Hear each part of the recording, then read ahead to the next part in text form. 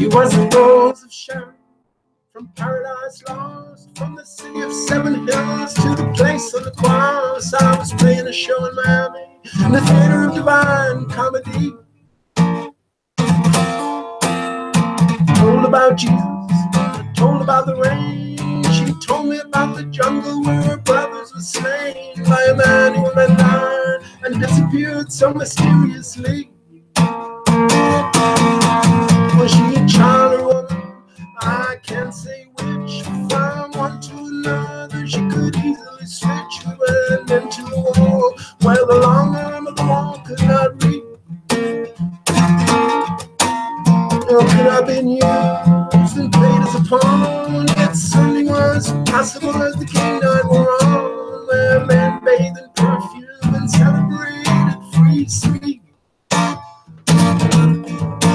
And the Caribbean wind still blows from the south to Mexico, fanning the flames in the furnace of desire. And the listless ships of liberty on the modern waves so bold and free, bringing everything that's near to me, nearer to the fire. To my soul, the clothes that I wore. She said, you got a mutual friend over there by the door, and you know he's got our best interests in mind.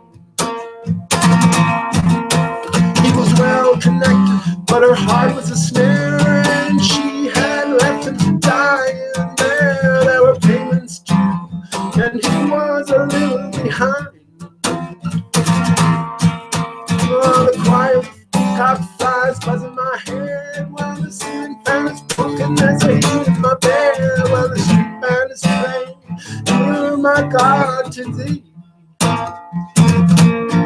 Now we met at the steeple where the mission bells rang. She said, I know what you are thinking, but there ain't a thing you can do about it, so let us just agree to agree. And the Caribbean wind still blows from the south to Mexico, fanning the flames in the furnace of desire.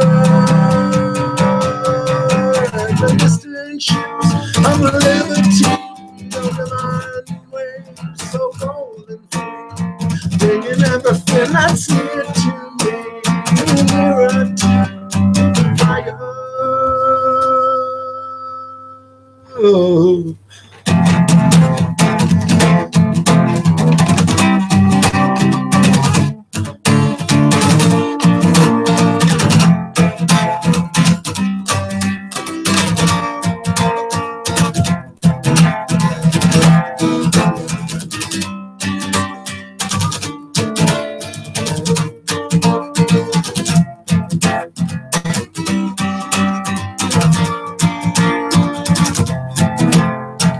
Atlantic City by the cold green sea, I hear a voice calling Danny. I always think it's for me, but it's only the silence in the buttermilk hills that go. And every new messenger bringing a new report about armies on the march and time that is short, and famines and earthquakes, hatred written upon walls. Would I married her? I don't know, I suppose. She had bells in her braids and they hung on her toes, but I kept hearing her name and something had to move on. I saw the screws breaking loose, saw the devil pounding on tin. I saw a house in the country being torn apart from within. I heard my ancestors calling from a land far beyond. And the Caribbean wind still blow from the south to Mexico, fanning the flames in the furnace of desire. And the distant ships of liberty on the mild waves so bold and free, bringing everything that's near to me, nearer to the fire.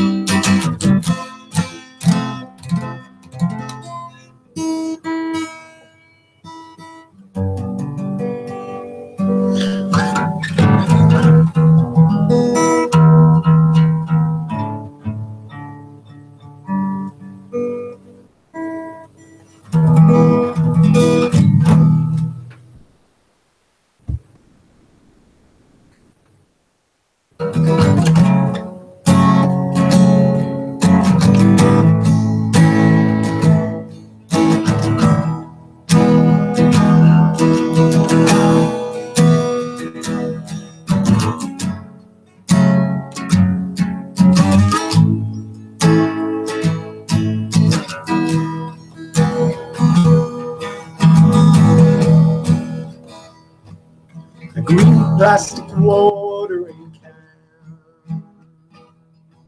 can from a fake Chinese rubber plant and fake plastic earth.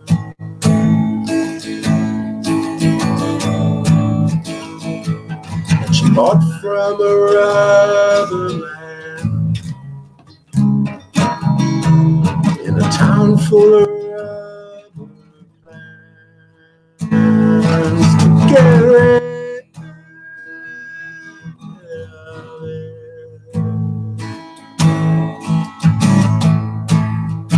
It wears her out.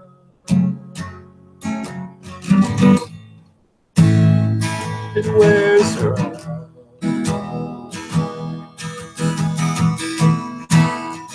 It wears her out.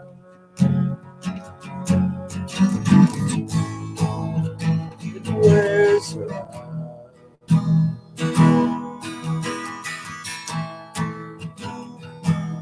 She lives with a broken man, a crack polystyrene man, just crumbs and burns.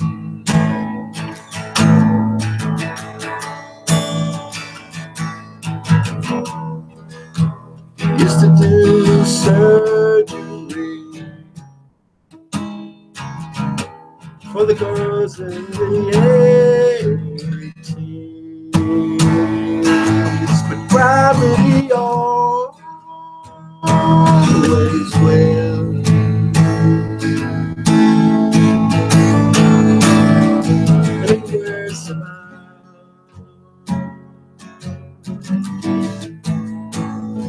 It wears them out.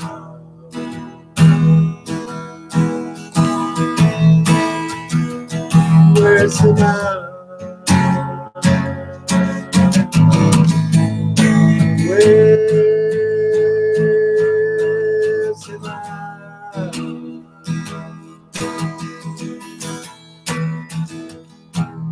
She looks like the real thing. Tastes like the real thing. My fake plastic love.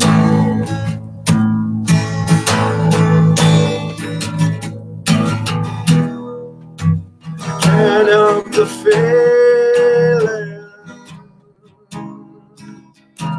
as I blow through the ceiling. If I just turn around,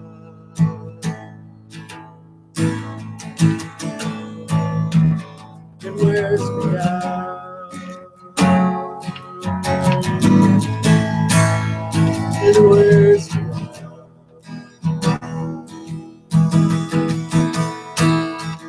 It wears me out.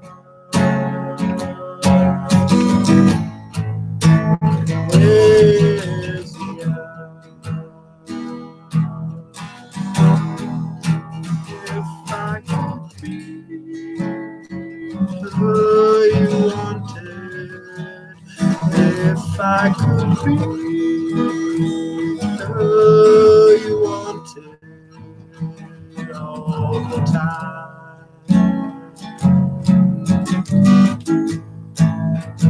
all the time.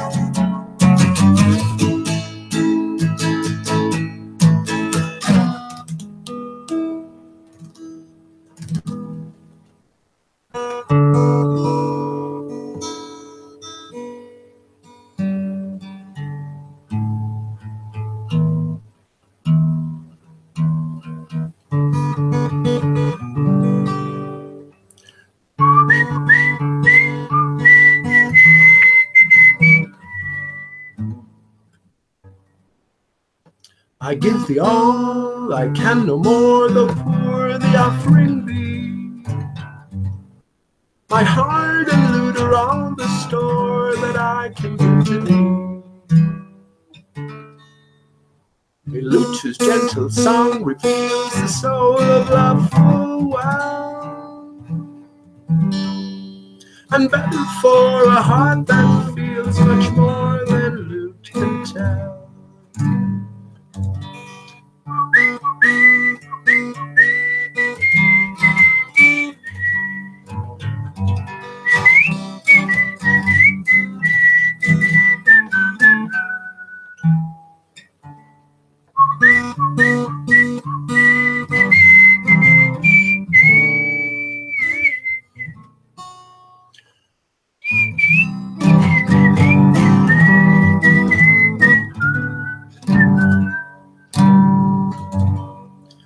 Though love and song may fail, alas, to keep life's clouds away, at least 'twill make them brighter pass, or gild them if they stay.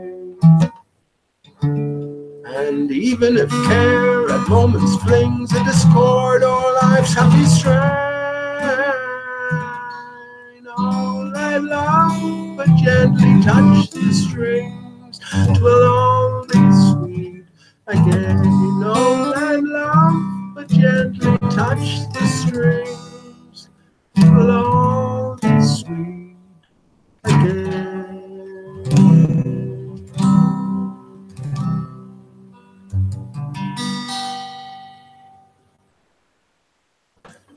Greetings, friends. Greetings. How are you doing? Man, am I glad those songs are over. The third one wasn't too bad, but the first two, I didn't feel comfortable. I'm sort of getting into the, well, not getting into it. I've been in that sort of way for the longest of times, really. Not too fond of singing other people's songs, you know what I mean? And I kind of feel I don't do a great job of them anyway. With the songs I just sang there, let me just go through them. Caribbean Wind, we got Lewis Carroll, Caribbean, Americar. That's important in all of this. Caribbean Wind, Bob Dylan song, very insightful. And with songs like that, you'll find that if you find that on an earlier version, I think it was a sort of a song that didn't make the main albums, you know, so they were all released on Biograph was one of them, and Bob Dylan Outtakes was another, and he has done quite a few as well. But you find that there's a sort of variation, there's much variation in the lyrics from earlier version to the later published version.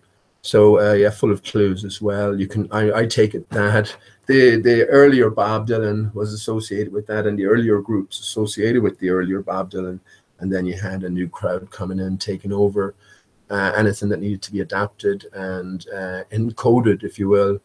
I think that's what's going on here, and you know, it's it might sound strange or conspiratorial to some, but that's fine, right? That's fine. You have no idea what sort of just escaping this scope of this grander experience you're having, and it's in places not just like this, but you know, very different from this as well. But it's through these type of mediums that the truth is, or the clues especially. The truth will never be told you outright, but the clues will be placed for you, and you make what you will of them and move on. You know, I think sometimes it's only afterwards, makes sense as well. It's only afterwards when you pick up on a big clue, then you can look back and you say, well, look, he was telling you that there.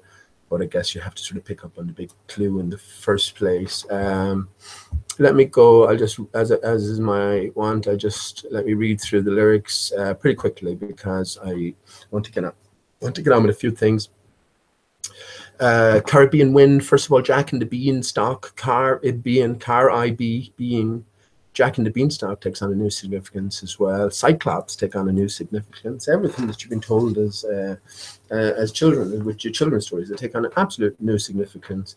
It couldn't be further from the truth to say that they're all childish and there's no greater significance to any of them. If you think like that, well then you've been got, you know, or you've been fooled and you haven't yet come out of it. It's not, the idea isn't, you see, I think ultimately the idea isn't for me to misguide you your whole life, put you into a system of slavery and keep you distracted from questioning that forever. And then you can die and I'll be happy because you never found out the trickery. No, it's not like that. It's, you're sort of put into like a boot camp in one sense. You know what I mean? When you're in the midst of it, it's hell. But when you come out of it, then you can look back in it and appreciate and even love the difficulties that you have been through. That's the way I think. And yeah, when you think of it like that, everything skews. Then everything, your whole perspective changes, and you can look at songs like this, and you can get a whole hell of a lot more from it. Just, I'm even looking at the third line, so I'll just read this. She was the Rose of Sharon from Paradise Lost, from the city of Seven Hills, near the place on the cross. That's Roman Calvary, of course. I had some interesting things to say about Calvary as well. Or Calgary, is it Calgary? Cavalry, Calgary. I was playing a show in Miami. I'm M-I-A-M-I, that's interesting, in the Theatre of Divine Comedy. That's Dante's Divine Comedy. I'm pretty sure it is Dante, isn't it? Divine Comedy. It's one thing I haven't read, but it's in, I think it's in rhyming form, you know, poetical sort of form. And maybe that's something I will have a look at. You can be sure that there'll be what do you call it, books, audio books on YouTube for free. So that's a great facility, right? You don't have to go in and read these things yourself, and you can be sure some of the language will be difficult as well. It's like reading a Shakespeare play. Definitely, if you have no practice in it, you have to read it about 3 times to make sense of it. So once you hear somebody reading a Shakespeare play, it reads or it sounds a lot easier, right? And it's a lot more comprehensible. So yeah, I was playing a show in Miami in the Theatre of Divine Comedy, told about Jesus, told about the rain. It's interesting that he connects the Jesus and the rain, because we've been asking the last day about the Rain Man. Mr. Jones came up as well. When did Mr. Jones come? Oh yeah, Indiana Jones. I was thinking about Mr. Jones. Bob Dylan has a ballad of a thin man. It's all about the penis, right? But that's a different story. But Mr. Jones comes into that something. Let me just go to the chorus. It's something. Something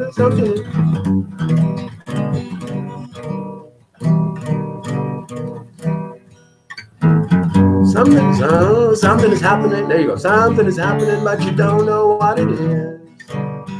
Do you, Mr. Jones? So that Mr. Jones, and also Mr. Jones from Counting Crows. I made a shitty effort of it the other night, I think. I'm sure. But the point was to highlight Mr. Jones and who is this character, Mr. Jones, or who is this character, the Rain Man? Indeed, who is this character, Jesus? I think if you want to figure it out, we have to start looking for connections. So anyway, let me go through this. She told me about the jungle where her brothers were. She told me about Jesus, told me about the rain. She told me about the jungle where her brothers were slain by a man who danced on the roof of the embassy. So in the altered version, I actually sang it here, by the man who invented iron and disappeared so mysteriously is the altered lyric. So, I mean, you know, you could look at the two of those and say, what's going on? Just mentioning iron, you see, I keep saying that the globe is telling you the truth in its own way. Science is telling you the truth in its own way. When they tell you at the heart of the earth, you have an iron core. Iron is Fe in the periodic table. And so that's an Fe core, right to the heart of your home. And, well, of course, Fe, flat earth. So flat earth, core to everything. That sounds good, right? That sounds good. Remember, if you're going to call someone out on lies, who are you calling out? Who has actually come along to you and said what's what? You have no one. I've often said it. I mean, who's Mr. and Mrs. NASA? What are you going to do? You get a big crowd together with pitchforks and seek out Mr. and Mrs. NASA? How's that going to work? So I can imagine someone coming along, if you actually do get someone to pin down, come along and they go, well, hang on, this is all listed under entertainment, and we told you were all, the truth is already out there for you to work out. I had to work it out myself. So this is your reality. You find out as well that everything that's produced from NASA is listed under entertainment. So you can take it seriously at your pearl. They're making it more and more clear now that it's all entertainment, with the slapstick humor that's in some of the ISS footage, and also some of the characters that are presented to us. Neil deGrasse Tyson was stoned out of his box one night doing an interview. I'm sure you can just find that on YouTube as well. And Bill Nye looks like a fucking wonk. He's the big thin beanpole, and he has the big what do you call it, bow tie. That's the second time the bow tie now, like he's in a rainbow, is coming into it. So I'll place that. The first time, just to tell you, in the Google Doodle, the second one, the two birds are united. The penguin, I waffled on about that the other evening, but the point was the same. IPS's penguin are sort of coming together with the more fair weather birds in terms of the parrots or the toucans, and with the dodo is always, I bet you there's bets on how long it would take him to mention the dodo, but with the dodo is always pictured what I consider a lory bird. So in chapter 3 of Alice in Wonderland, the dodo was found with the lory bird. It turns out that the lory bird is an Australasian parrot, type of parrot. So this is very significant as well. But on the bird, I'm not going to show it now. You see, I could get sort of. I'll wait till that finishes, and I'll walk you through it then. At least when I come to find the trail, and there's always a clue in all of these things. But in his hand, right? So you have the pineapple, and the apple pie, pineapple apple pie, right? This is what we've been talking about when it comes to decoding the truth. Is we have to be aware that lots of different techniques are in place. Inversion. Portmanteau, that means just getting one word, getting another word, connecting them together, the start of one, the start of the other, inverting, reading backwards, this sort of thing, phonics, sound alikes. All of these little tools are there for you to use when it comes to decoding this greater puzzle that is certainly there for us. But yeah, in the capture, you have the parrot. I'm just going to call it a lory bird with an apple pie and a pineapple. So this is your clue, and the parrot, or is it the parrot, or is it actually the pineapple? The pineapple is wearing a bow. It's wearing a pink bow. So that just reminded me of that there, and I have to make a note of that because I think I can make guesses to what it might really mean. Whether you can or not. I know there's a few shows on tonight. Jamie is back, so fair play. I want to I was coming on before I realized, and I probably said, I'm still coming on, like, because I had intended to go through a few things. So yeah, there's no thoughts of any sort of competition or anything like that. I think, I'm sure Nathan Oakley is on as well, and just going through the same. They're just going through the same stuff. I'll put that to bed in a few seconds by just going to go quickly through 3 videos, and it will sort of sum everything up. And when you sort of incorporate the truths, I'm going to say the truths that will be presented into your thinking, then you can make much more progress. So. And not keep spinning your wheels on the same issues. Again, people telling you don't trust your eyes, what you're seeing is a mirage. That's fine enough. We can understand these people are acting their part, but we have to be able to move on. This is the point. You just come to this point and stop. You might as well not have come to this point at all, I think. So that's a little diversion on flat Earth. So yeah, we're told the Earth has a Fe core, and Fe core, of course, another term that came up recently with the FEC International Conference. So all clues there for you. Are you paying attention? let me go on. Was she a child or a woman? I can't say which. From one to another, she could easily switch. Went into a wall where the long arm of the law could not reach. Could have been used and played as a pawn. It certainly was possible as the gay night wore on, where men bathed in perfume and celebrated free speech. And them Caribbean winds still blow from Nassau to Mexico, fanning the flames in the furnace of desire. And the distant ships of liberty on them iron waves so bold and free, bringing everything that's near to me nearer to the fire. She looked into my soul through the clothes that I wore. She said, we got a mutual friend over there by the door, and you know he's got our best interests in mind. He was well connected, but her heart was a snare, and she had left him to die in there. There were payments due, and he was a little behind. Cry of the peacock, flies buzz in my head, the ceiling fan is broken, there's a heat in my bed. Street band is playing Near My God to Thee. We met at the steeple. Steeple, yeah, here's the church, remember that? Here's the church. What is it? How does it go? Here's the church, here's the steeple. Open the doors, out come the people. So the steeple is the A, right? It's everything is a story about what's going on from within. The steeple is the A, how M represents the lower regions, right? The A represents the middle to the top, and the D represents the arch of your head, the marble arch. Mad Max, Mad Max is M-A-D, X, right? X is the 1 and the 0 separated, right? So if you think about an X, you have the arrow down meeting the arrow up at the central point. So this is what Mad Max is about. Again, mad is coming up your leg, down your groin, up the other side of your groin, down your leg. That's represent the lower regions. The more basic, and I'm going to put it in these terms. None of these terms have any weight behind them. They're just descriptive terms. The more basic region or feelings. This is what it represents. You know, the more.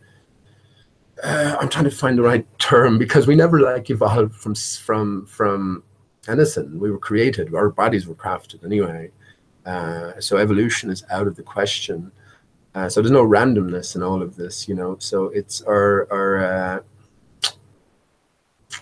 yeah. See, it's everything is sort of diminished, isn't it? It's not your lower tendencies or your lower natures. Your more basic. I think that's probably better. Your more basic and fundamental natures. This is what the M represents. Well, then you have the A. If you think about the A in terms of a H, the H represents the two aspects of your being: the material and the immaterial, the body and the TH, right? The theta, the highest power, that highest connection. These are representing the two upright pillars. And then because we are in this experience, you have this bridge between the two. And if you think about the A, you have an upward tendency. And well, V is the other way around, or the W. So it's the M versus the W. So yeah, that's when you see mad. And I was just looking at the moon tonight, and the moon, of course, drives you mad. So I just briefly, I was vibrating behemoth. I have something excellent to say about behemoth, and amazing how it turns out. But when you do that to the sun, you find the color purple, and you also find the black sun. So via vibration within, these things make themselves manifest. And I was thinking, because I'm certain at this stage that the moon is reflection. And when I go into the videos that I'm going to show, this will be clear. They help me sort of copper fasten my thinking in all of this. But when I vibrated behemoth at the moon, yeah, a little bit of a tinge, a little bit of a red tinge, but not much. I'm happy that, yes, the moon is a reflection of the main source, you know, so it's a sort of a degradation in one sense. And because everything is reversed, or everything can be reversed to get towards the core truth, moon backwards is no, right? So very few plants grow at night. And actually I would be interested in just looking at the plant that grows at night and just getting a feel for it and seeing what sort of well, actually, that'd be a good one. What sort of myths be associated with it? You know, because we'll be told then about the night or the moon. This is what you find as well. For instance, in Alice in Wonderland, the 1952 Disney version, which was the biggest production, the biggest budget you know, of any of the productions of the Disney studios up to that point. It took about 5 years, and there was so much going on. What they did was they combined Alice in Wonderland and Alice Through the Looking Glass and put them together, and the thing is loaded with clues. It's absolutely loaded with clues. One of the clues that sticks out, and someone, I can't remember who it was, maybe no Nukes, actually, No Nukes, cheers man, pointed out one particular scene just after the oysters are led off for consumption by the walrus and the carpenter. Yeah, you see just for a split second, you see the sun and the moon, because that's how it starts off. What's it called? The walrus and the carpenter, right? Yeah, that's how it does start off. And in the very opening lines of it, if you read between the lines, they're telling you the moon and the sun are the same. That's within the poem itself. So then when you go to Disney's interpretation and union of the two different separate books, yeah, for that split second, you see the screen cut in half. You have the sun, and then you have the moon, and they're exact mirrors of one another. See, the scene is just a mirror of the other scene. So again, little clues like that tell me that this is going on. But yeah, what I'm wondering now is mad. The moon makes you mad. So mad representing the whole of your body, if you will, the different aspects. Head-centered, heart-centered, groin-centered, if you will. So yeah, something to look into, right? And also something to think about. The flowers that do bloom at night. There are very few of them. I think you could count them on one hand. You could hand them on one count, right? Anyway, let me finish this. Oh yeah, so we met at the steeple. So that's the steeple where the mission bells ring. The bells is at the top of your head. That's the idea, to get the top of your head to ring like a bell. B-L, bell.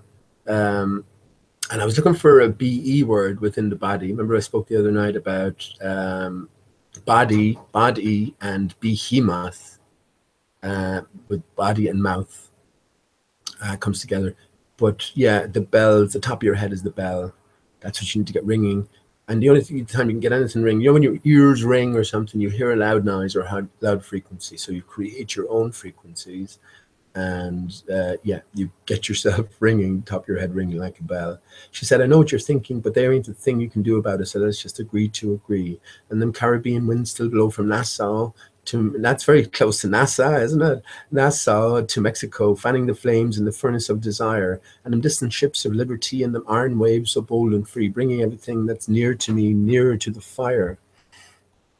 The second I was thought about fire today earlier on. Dire Straits, Brothers in Arms. What is it? Through these fields of destruction, baptisms of fire. Yeah. The same story has been told to us. I think the earth was destroyed by fire. The giant trees were destroyed by fire. Beyond, what is it? Madness Returns. Madness Returns, the sort of video game version, dark video game version of Alice in Wonderland, has this constant theme of fire running through it.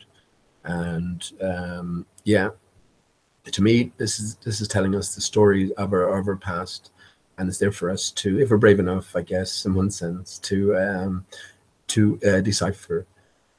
So fire plays a big part in it, yeah, and indeed. Yeah, that's where the flood comes into it as well. So no better thing to put out fire than water, right? And yeah, we have a big inundated earth that we consider normal, but none of it's normal. None of it is absolutely normal whatsoever. It's anything but. It's the complete opposite of normal, because we're living in a completely broken system within and without. We are divided from ourselves, and you know, not to dwell on it, but in one way it has to be assimilation, right? Because if we're divided from ourselves, we are greater beings.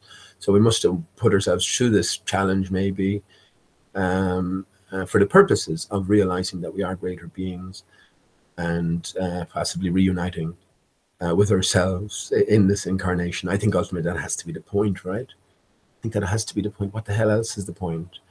Anyway.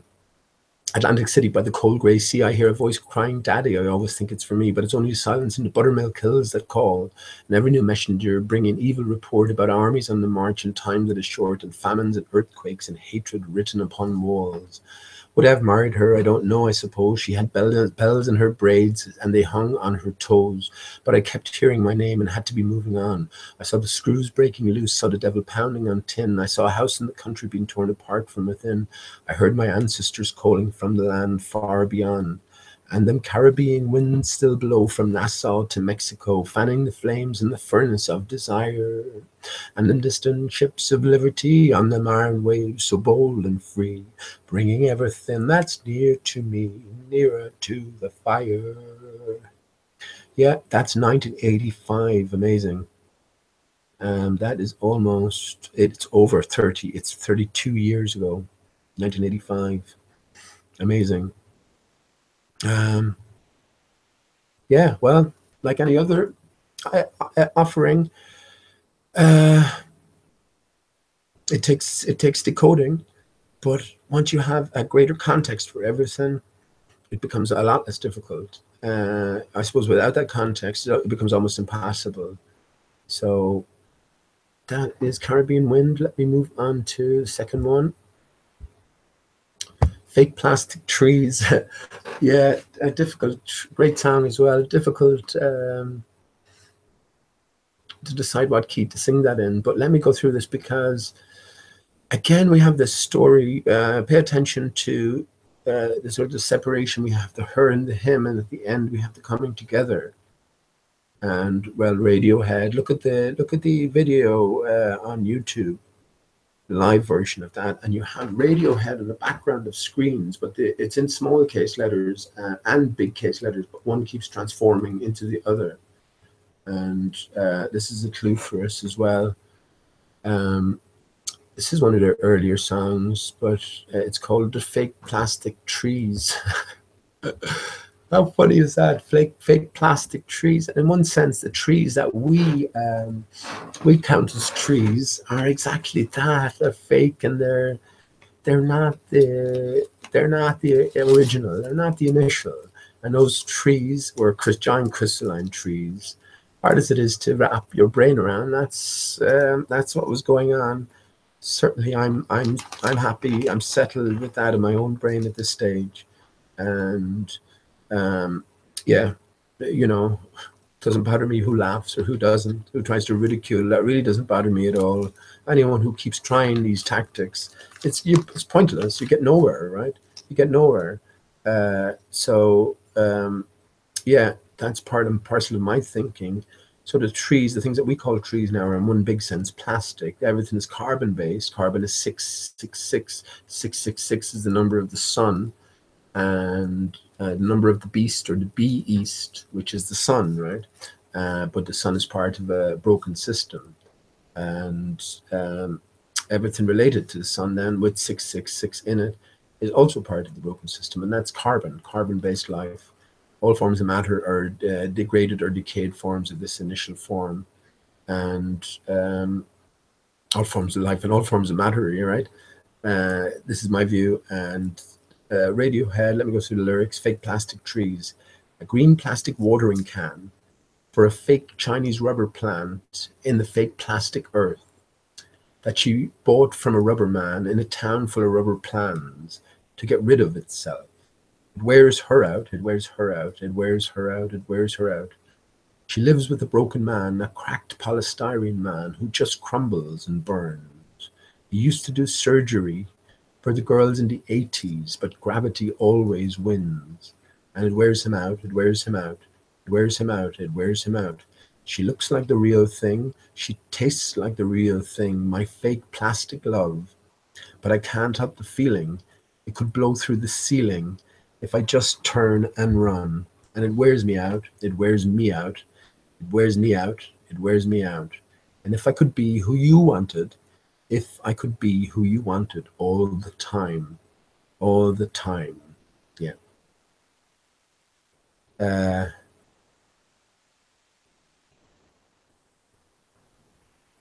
Okay, I'm just, okay. Songwriters. I just have the lyrics up. So just look at the names, right? Songwriters: Colin Charles Greenwood. Isn't that interesting? Edward John O'Brien, Jonathan Richard Guy Greenwood, and Philip James Selway and Thomas Edward York. Excellent. Greenwood, what are the chances, right? What are the chances? Even Thom Yorke, these names are all chosen and all deeply significant in terms of what they encode. Remember I sang the other evening, Acadian Driftwood. So here we have, you know, Colin Greenwood, here, fake plastic trees. The theme keeps coming up again and again. Mentioned it as well about, let's say, just not to pick on anyone, but the likes of Antonio Subirats, who they're all, and think about all the people who made a big deal about the no forests and flat earth, and then had nothing to say. Even some of them afterwards were kind of going, "Oh, that's nonsense. You're a giant trees man. That's nonsense. You know, you're a retard." And you go, "What the fuck, man? You know, what's going on here? I mean, why would they promote something on one hand and then take this sort of turn off?" So yeah, they're your clues, and you do well to pay attention again. They're pointing you. People can point you in a certain direction, and again, it's by this very strange reaction that you can learn a lot more. You know, that will sort of give you the sense that there is more significance to this, because it's such strange behavior to sort of deny it or just to not mention it again. So yeah, this is what I think is going on. These people are sort of they're players in the game, and they're there to help you. And even those who are there who think they're there to hinder you are actually to help you as well. Because once you realize that these people are there to get you to challenge yourself and your beliefs and your thoughts and your notions, and they, you know, come back and challenge the next person again. So once you realize that, you realize, well, it's time for me to move on from this. Yeah, that's when you come to realize that there is a greater puzzle out there, and well, you are at the very heart of it, right? So yeah, excellent. Fake plastic trees. And as I say about Radiohead, they're so, well, the very name itself, right? The very name itself tells you that they're intricately connected to all of this. So yeah, one thing I haven't done is probably looked at much of their stuff in the last, I don't know, a good few years anyway. So God knows what they have out recently. Although I did look at, actually, will I bring that up? I did look at a video called In Rainbow. No, Daydreaming it was called. Daydreaming. And well, two massive clues just pointed out to you. I should bring that up actually, because it's if you didn't know about it, you wouldn't think anything of it. It's like anything else, isn't it? If you don't know about it, if you're not aware of any potential significance, then you'll overlook it. So only when you spot it then, or when you do become aware of the significance of what it is. In this case, it's high, the significance of high, and I'll go over that a bit later on as well. But yeah, there it is in big and bold, sticking out at you. No other reason for it, only to let you know, I think. And it's only when you kind of see the significance that you go, hey, look at that. And you can sort of make sense of it. Another point in the video where he was just exiting for the North Center. When he went out one particular door, there he was in a snowy climb. And the first thing that you're faced with is a pine tree. So very encoded. The video is called Daydreaming. But just before he exited that door, he came out of the library, and it just flashed up on the screen for a brief second as well. Absolutely no eating or drinking. And we talked about this. This is Alice in Wonderland. This is where all her troubles began, in a sense. She had the key, and then she followed instructions, words, eat me, drink me. So these words have power, because when we read, we interpret it. She interpreted it as an instruction, and her her adventures began there, right? So that was a big clue with Radiohead as well. But yeah, I don't want to dwell on them. Yeah, so, well, let me finish. Let me just get rid of that. What do you call it?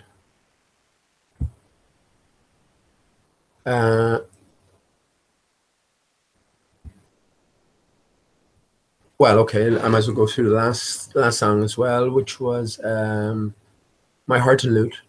Thomas More, Thomas More of Utopia. He was also beheaded. Thomas is the name of the son. This was where your reference to this from the White Knight in chapter 7 of Alice in Wonderland. And Alice tells us this is the most memorable of all her adventures with the White Knight, when he was reciting this this poem, this bit called an alternate name of it called Ways and Means, and it's also there's another name for it as well. Oh yeah, a sitting on a gate. A sitting on a gate was the other alternative name we were called for it. We were told. And well, when you go in, Alice recognizes it as a tune called I Give Thee All I Can No More. So then you're directed to Wikipedia. Well, that's where you go, and you find My Heart and Lute, supposedly written by Thomas More, Thom, Thomas More. That's Moth, Moth, right? So that's your little clue there. Again, Thomas is the son, is the name for the son. And well, yeah, let me go through the lyrics. I give thee all, I can no more, though poor the offering be. My heart and lute are all the store that I can bring to thee. A lute whose gentle song reveals the soul of love full well, and better for a heart that feels much more than lute could tell. Though love and song may fail alas to keep life's clouds away, at least 'twill make them lighter pass, or gild them if they stay. And even if care at moments flings a discord o'er life's happy strain, let love but gently touch the strings, 'twill all be sweet again. This is the TH's consolation to man. And when you look at it like this, we can see well, I suppose everything comes back to love. You know, everything is ultimately all sin is about the lack of love, right? For whatever reasons. But when we look at the title, My Heart and Lute, we have, because of the tools that we've learned, we can switch the H to the back and we get My Earth, and Lute, as I say, Etul, E-T-U-L, star. So it's My Earth and star. And if the sun is all there is, which I understand that's exactly the case, then this sums up everything. This sums up the outside story, but references us to the inside story. A lute is a stringed instrument. It functions off frequency and vibration and harmonies. So yeah, that's the message. And you know, that star is mentioned there as well. I mentioned Antonius Suberat's atone, O-I, star I be us. It's impossible that he's not an actor. It's impossible that all of these connections, as I say, are random. It can't be so, you know. So I've just got to move on, point these out, and not make any judgments on the person themselves. But yeah, my heart and lute, my earth and star, the solution to, I mentioned the oysters and the walrus and the carpenter. Well, the solution to the puzzle, just before Alice receives her crown from the queen, the white queen, the puzzle is given and it was solved. The puzzle is oyster or I star. So there we have it as well in My Heart and Lute. I star, stairway. I star is an anagram of stairway to heaven. I star to heaven. Look at your keyboard. Star is 8. 8 is the H. I-H. H-I. So I-H, way to heaven. That's pretty much what it is. Don't you understand that you have this intimate connection between the H or the TH and or with the TH? Yeah. Then you're going places. So yeah, that's those 3 songs out of the way. Yeah, the other 2 didn't feel natural singing either, and My Heart and Lute probably was the only one that felt natural. thing in it, but that's fine. That's fine. Just it's just something to do anyway. You start off with a song. Okay, I'll get this out of the way before I go into chat. Get rid of a few things here. Oh shit! Let me go back and I better go in and just make sure that volume is coming through. Oh, for goodness sake! As I look at just come into the Google Hangout, 24 viewers. I mean, that's amazing because 24 is 888, 42 backwards, and I can talk about 42 in a second. Okay, it's on voice. That's fine. Okay, so let me 24. Yeah, it's all about the 8. So 3 is the magic number. 3 8s, 888 is 24. 3 24s, so that's 3 groups of 888 is 72, and it's 72 names for God. So this is what it's all about. This is what it's all about. TH. So which one will I go to first? Okay. So this is going to settle this for once and for all. Not that it needs settling anyway. I've been saying this for the longest time, and now it's proven. It's proven beyond all doubt. Let me go into flat Earth. Proven beyond all doubt, because what the ball Earth relies on is a curvature, right? And okay, let me just go there. Yeah, and a manifestation of this curvature at a distance of 3 miles. So everything after that is gone over the curvature. Why didn't that come out now, for goodness sake? Okay, must be as quick to come in here. Everything beyond that has gone over the curvature. So therefore, if you're seeing something that's gone beyond that point, especially well beyond that point, you shouldn't be seeing it. And if you are seeing it, then it's some form of optical illusion, mirage. That's because it's so settled that this curvature manifests at this close-up range. Well, wide awake, and I know he'll have no problems with me showing this. And I'm going to play it in its entirety, right? One thing I'll do is just turn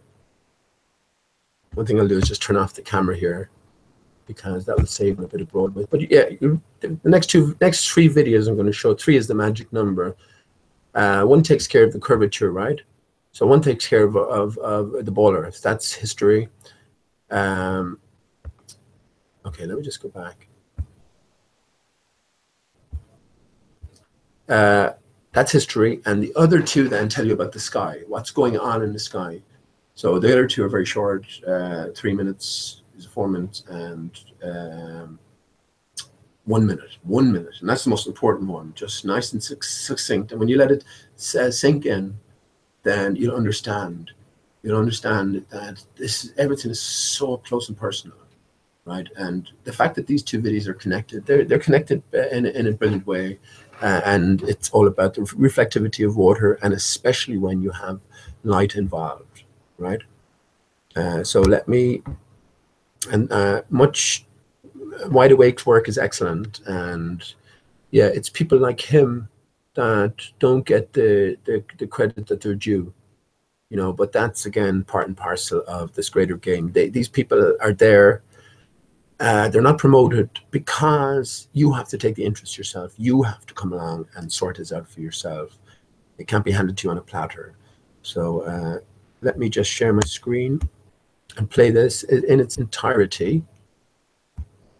And I can stop it where I'll try to sort of not comment too much about it, but let me play it from the start, leave you get into it for a few minutes anyway. And again, pay attention. If you're wondering how the sun rises and the sun sets on a flat Earth, if you haven't that settled in your mind, this will help you understand what's going on. If you're wondering how far the horizon is, this will help you understand what's going on.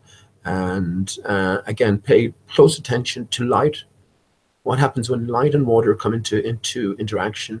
What happens when there's little light? What's going on? So pay attention to how he's getting the different distinctions, and how indeed he is expanding that horizon, or the horizon is expanded well beyond the 3 mile marker. So yeah, I hope this comes through okay. Let me start it there, and Nice one, Wide Awake. Nice one. So here we go.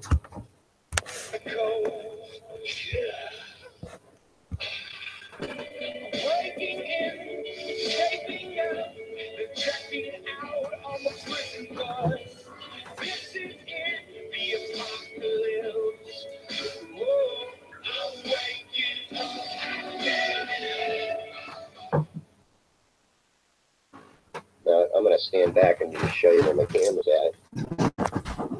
This is where I normally film from. There's this little path, and there's the boardwalk that they put out here.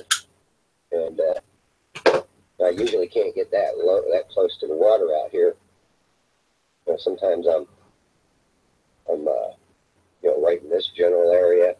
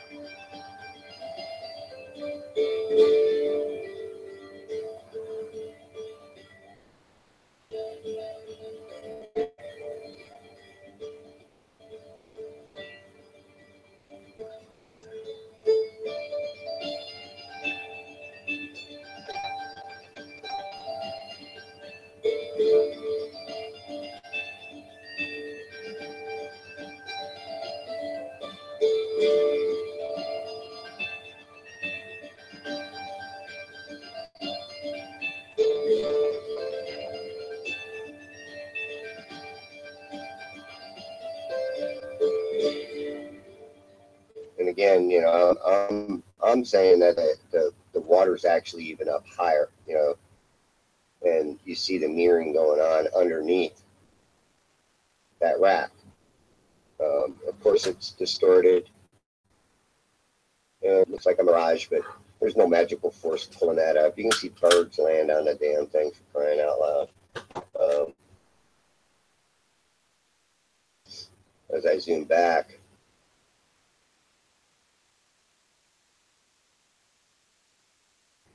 you can see the layers of clouds. There's always that little gray spot in there that I like to call the gray area, because that's where I think that convergence is at. And again, look at the mirroring that occurs on this. See the mirroring? Those bird racks? And what's cool is seeing the birds. The birds give it away. It shows you that they can be in mid-flight and they'll disappear underneath that mirroring area. That's why I say that's what cuts off buildings and objects, is that mirroring effect that occurs.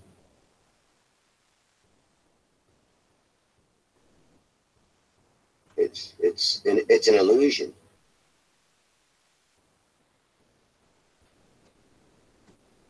And there's a that Bill Watts rack right there. Zoom in on it and see how it's being affected there.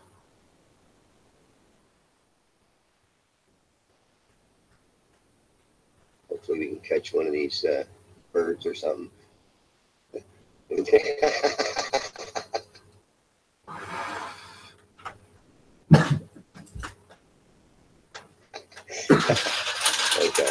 here we go. Yeah, back down here in Fairfield we got. There's the deck. There's my camera. And look how much farther in the water is. He's right down at the water's edge. And pay attention to the different lighting conditions.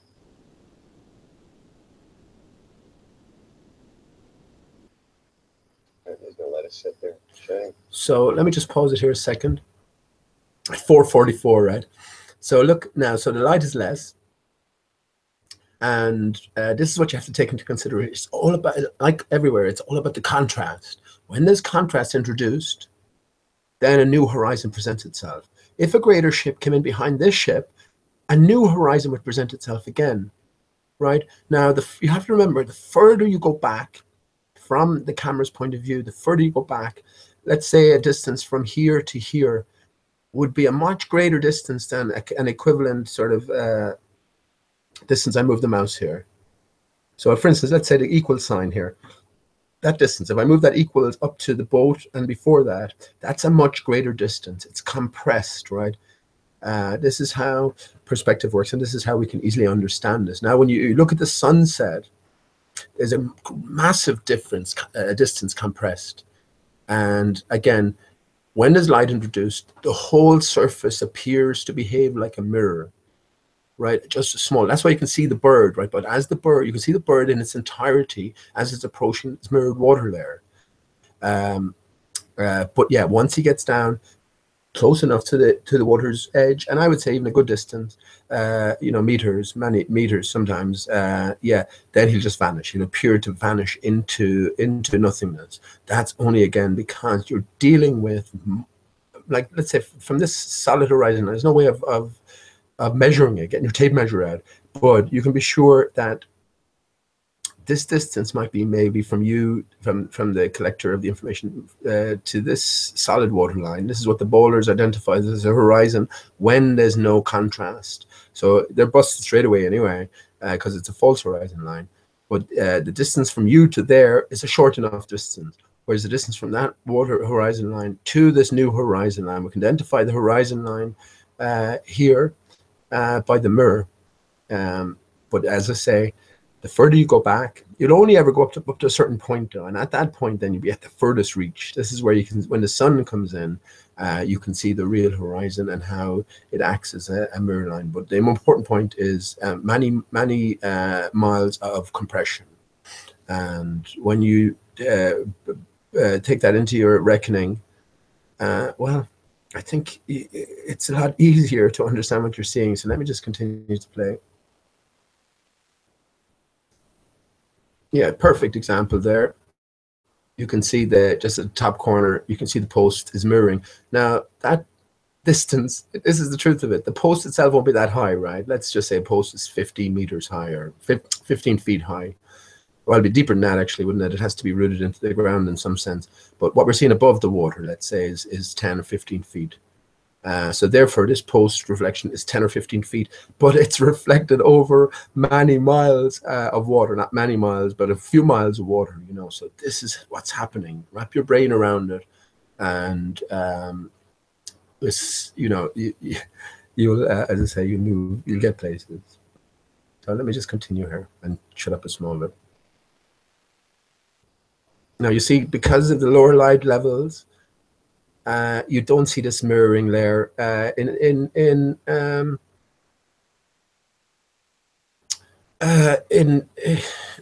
place. So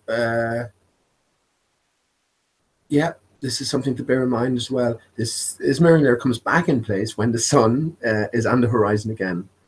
So you have that contrast, and well, it's the most natural thing to understand, isn't it? That water with light will give you a reflection. So once we can bear that in mind, that's important. So yeah, here we see the horizon presenting itself based on another sort of temporary horizon, if you will, based on the contrast that is presented in the form of the boat. If I can find that other bird rack that I tried to find this morning.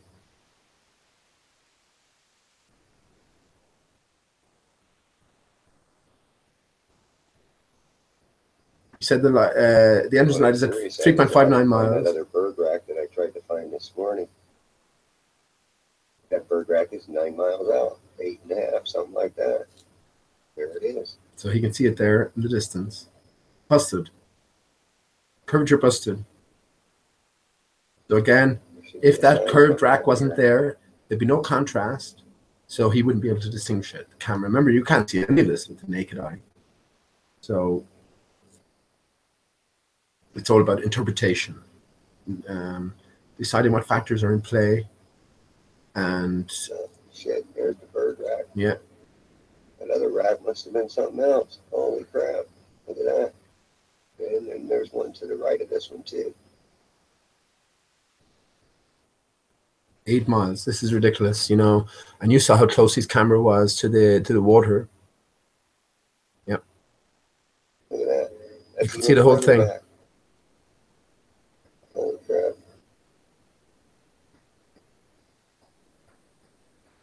There's the sign.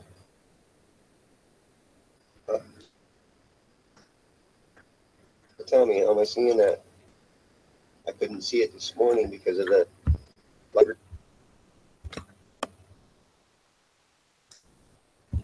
diffraction, but here I can see it now. Yeah. Maybe it looks like a boat or a canoe or something sitting out there. He's just doing some flats fishing or something.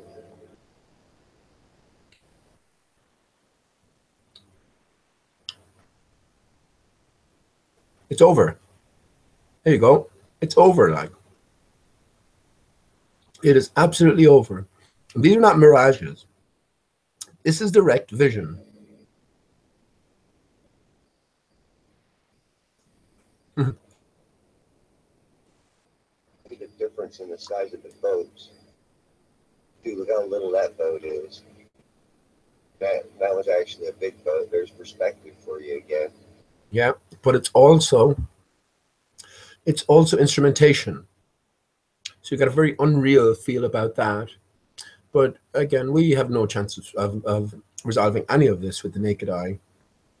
So any images like this, this is where, and I think it's all purposefully done as well, soundly, calls curvature because it looks like curvature. But when we understand that these images need interpreting, yeah, then we can do away with the whole idea absolutely, completely of any curvature. Not just Anthony Riley talks about a bigger ball, which is fair enough. You can sort of cover yourself by that. But no, when you take into account these real factors, no, there's no ball needed at all. There's no ball, unless we live in a massive big ball. You know, Earth is only one patch. But in terms of our local ability to reckon, yeah, Earth is still and is stationary and level and flat. The biggest variation in water levels Earth-wide is the highest variation between highest tide and lowest tide. The Mediterranean Sea, for instance, gets an average of about a six inches tide, less even, you know, in places. And I believe that some places up around Alaska get 70 or 80 meter tides. That's the biggest variation in water level Earth-wide. So let that sink in as well. And notice, as I say again, with the distinct, or as it's getting towards more twilight times, the light isn't as prominent. So we don't have this reflective layer as obvious, even though it is still in place. Well, it always is in place. It's just by contrast will it be revealed.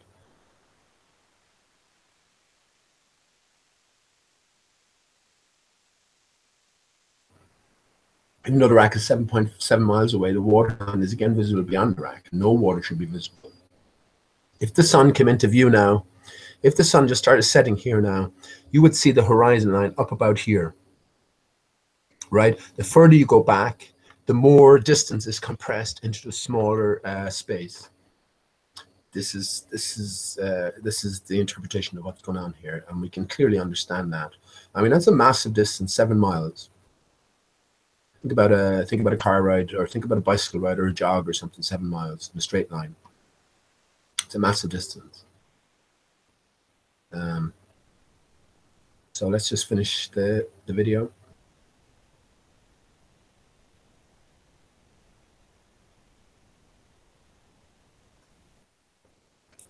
There it is, sitting in the water. So there's no distortion now, look. No, let me just go back a sec. There's pretty much no distortion. Whereas here, there's ultimate distortion. We have a complete, if you just saw this, you'd say it's a fucking prime candidate for, if you didn't have any knowledge about what was going on, you say this is a extraordinary capture. This is a UFO. There's something weird happening out here. You can even see a face in the corner here. Look, you can actually see a face there. But yeah, it's all you're dealing with is direct vision and reflected vision. This is what happens when you view water over an acute angle and there's light involved. So these mirror-like conditions are a product of the distance, zoom, light, water, and acuteness of angle. Right beyond the immediate horizon line here, where we can make out water, the angle is just so acute for our vision or for the cameras that it acts as a reflective surface. So this is simply what's going on. It isn't air. It's nothing to do with the air. It has something to do with it, but this is a secondary factor or a tertiary factor. The primary factor here is the reflective surface of the water under distance, under zoom, and with taking into account the acuteness of angle as well. This is paramount. So yeah, let me just finish to the end.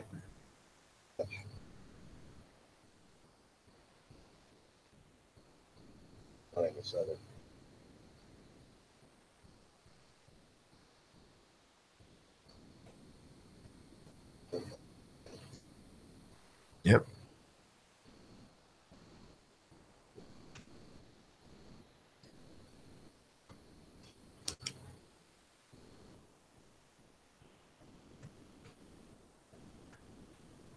Quick calculation, 8 miles. So 8 inches per mile squared. That's 8, right? 8 times 8 times 8. That gives you inches. And divide that by 12. That'll give you feet. So it is 8. Hang on, 8 divided by 12. Oh, shit. 2/3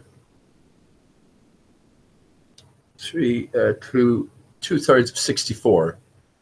Probably, so let me just get yeah, it's about 45 feet, 50 feet, something like that. So we shouldn't be seeing this at all. These clowns will tell you you're not seeing it. This is necessarily a fata morgana. Well, it isn't that because it's not inverted. It's not a mirage, but they'll tell you it's a mirage. And you're not actually seeing this directly because it's over the curvature. So this is what we're dealing with when we can't agree in basic terms. You just got to stop dealing with this nonsense. No water should be visible before the rack or nor beyond it. Again, you can see this horizon. It's set up. Steel rack. Yeah, it's set up because you have this contrast. Well, we also have the ability to zoom in, right, which we probably wouldn't have had too much anyway around pre 9/11. 42 feet, okay. 42 feet, fuck's sake. Just made a calculation for 888. And we're going to get on the other side to see what the sign says. See which bird rack this is. But we are way offshore. It just says Cutter's Rock. Okay, so this is Cutter's Rock. Stone Cutters Rock. Cutters Rock. Stone Cutters, yeah. See what's going on there? Masonic, free Masonic. Free Sonic. I mean, this is excellent and this is conclusive, and I'll put the link in chat. Anyone wants to go through this in more detail? I don't think there's any need. I've been through all of this before. I could easily pull up the sunset, Myrtle Beach. I actually might do that. I pull that up briefly and just point out that it's all about contrast. If that boat wasn't there for contrast, it would have nothing to hone in on. Look, here we go. Cutter Rock, Cutter Stone, Stone Cutter. Yeah. And also, yeah, Cutter Rock. The giant trees were cut down. This is how we got our rocks, right? And yeah, look at how far water goes beyond that.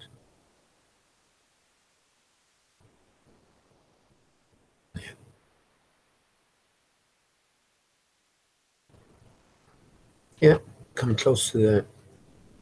This is impossible. This is impossible from this height. And look at how everything rises up as well to camera level, to eye level. It always will. It always will. There or thereabouts.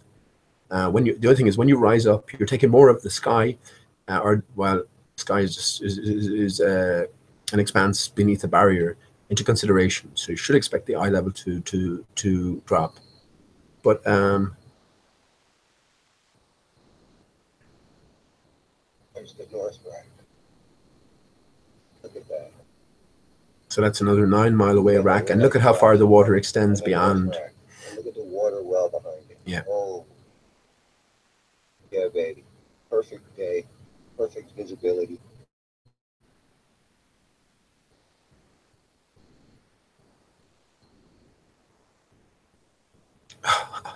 I wonder, do you know something, man?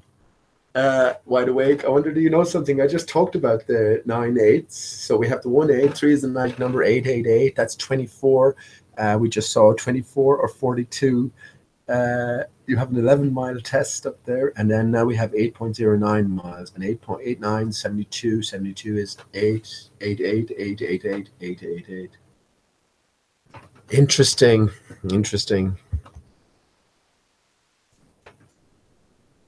But this puts it to bed, you know. There's no coming back from this. And this is what I'm saying. You're wasting your time trying to get any bowler to come along and deal with this. They won't do it. They'll keep coming back and deal with the same things, bring up the same issues. You've got to leave them behind. That's what I'm saying. You have to leave them behind.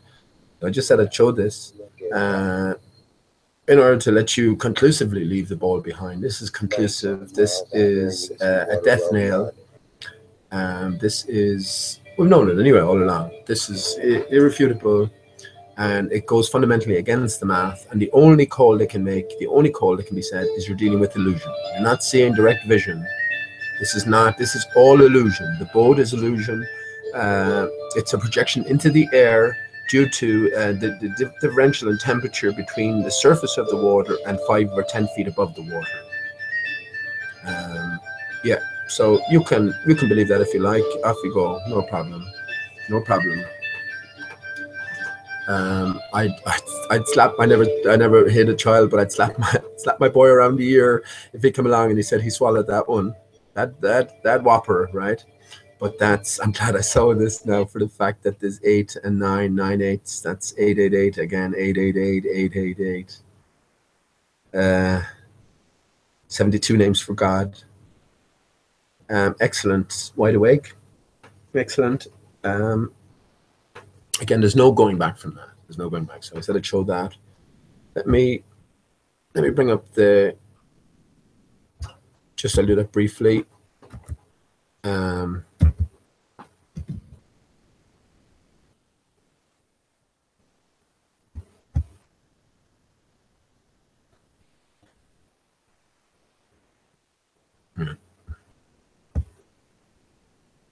Here we go. Myrtle Beach. Very like Turtle Beach, right? Myrtle Turtle. 480 is good enough. Look at this now. This is amazing. I hope everything's coming through okay. Anyway, I have to. If it isn't too bad, I'll just pick up where. Whatever. Look at this color here. So this is an early morning sunrise at the beach. Look at this color here. See this color here? When behemoth, you know, when the sun is in its whatever, it's yellow state. Let's put it like that.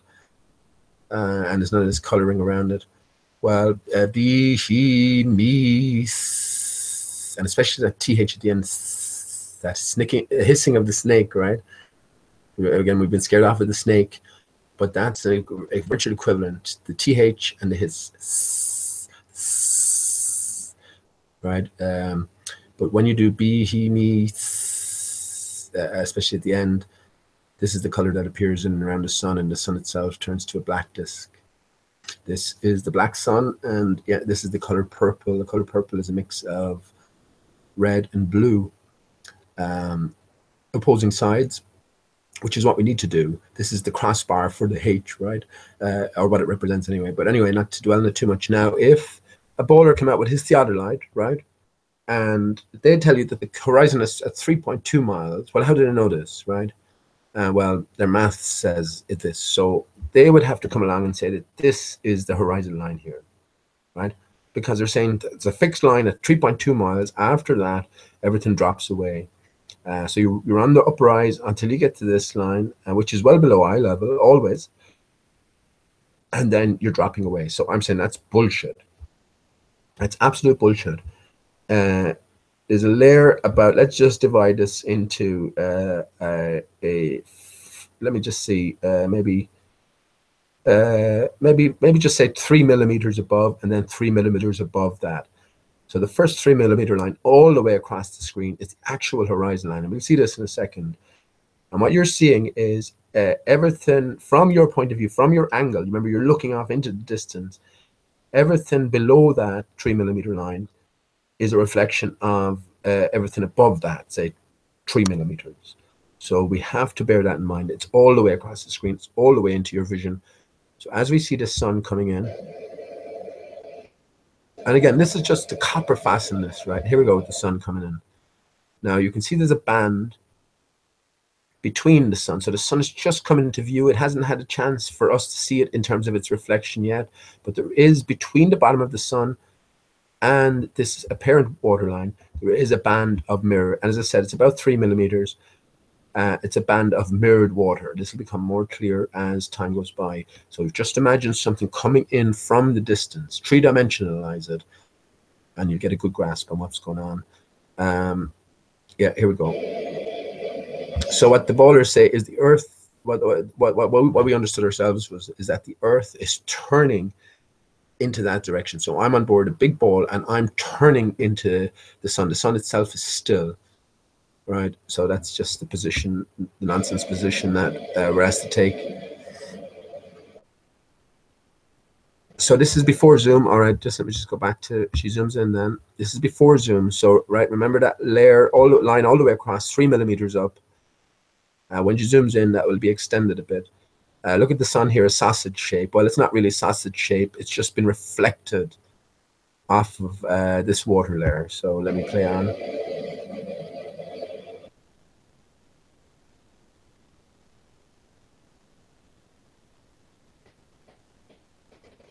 Look at that beautiful color. That's the color I see every time I do Behemoth. And yes, I'm very interesting to say about Behemoth again in a bit. Ties in lovely, especially with the 42s and the 888s that we've been seeing with Wide Awake there. So here we go. Look at the sausage. Look at the sausage sun. We all live on a sausage sun, right? There we go. So now we can see upon zoom that there's a mirroring line all the way across. So we're looking at the direct vision when we're looking at the top half of this mirroring line as the sun comes in. And below that then is just a reflection of what's above that line. So that's actually the real horizon line. You're looking back at possibly hundreds of miles of water. Maybe not hundreds, but you know, into the many miles anyway. There's no way of telling. You have to first define what the sun is adequately and properly, and prove it, which is known as well, and what sort of boundary conditions are going on.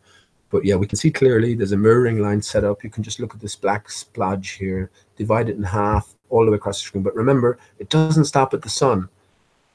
If the sun is over here, the layer would still be here. So the clouds below, just as the sun above is reflected below, the clouds just above the same distance strip is reflected below as well. It's the same thing over here. A little bit to get your brain wrapped around, but once you do think about it, it's not too difficult. You can see water jumping across the edges. Again, this is the horizon line, supposedly, solid horizon line. Everything is below this. You can see water particles, or, you know, whatever you want to call them, jumping across the top. Look at this, look. Yeah, so what we're dealing with is illusion. Look at this shape of the sun here. Look, it's a mushroom. We live, the sun is a mushroom. We owe all our sustenance to a mushroom. We owe all our life, blood to a mushroom.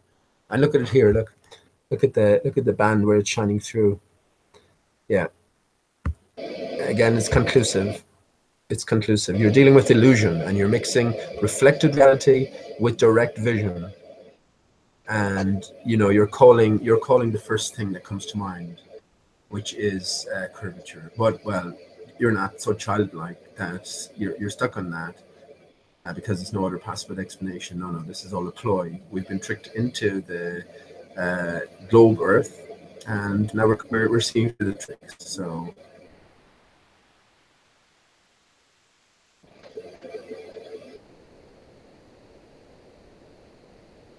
once again,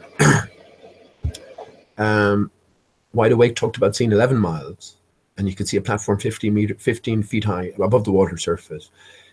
When you find it and recognize the mirror there, again, just cross is easily recognizable. The distance from you to this point here would probably roughly something, maybe a few miles, you know. Again, after that, then you have water, distance, zoom, and acuteness of angle and light. These are the factors that are involved. And there's no way of telling the distance from you to this actual reflective mirror layer. Real horizon. There's no way of telling it. I was saying the many miles anyway. That's all you can say. And the further you're off, the more acute the angle is. So yeah, this in conjunction with the other video, it puts everything, and it explains sunsets and sunrises. Over land, no problem. You have a physical boundary, a physical barrier, right? And if you don't have one nearer, you'll have one further away. So at some point, that physical barrier will block off your sun. Over sea, this is always the situation. This is sunrise. We can just reverse the procedure for sunset. And ultimately, yeah, what happens is it comes in, it appears from beyond this mirrored layer. And that's why you can't see it. When that sun goes away, you'll see it yourself now. When the sun, look at how it conforms. Look at this shape here. This is actually the omega, right? This is actually the omega symbol. And think about an alpha. That's what I was talking about, the alpha and the omega. So if you drew an alpha and turn this omega on its side, you'd have an 8, wouldn't you? But look at this distortion here. You know, we're asked to believe now that everything below, well, they don't know how to explain this. No one knows how to, I haven't had any baller explaining this, just refractive effects. But clearly it's a direct mirror, you know, it's too consistent to be anything but a direct mirroring effect. And this is what water does, right? So there's nothing mysterious about it. And yeah,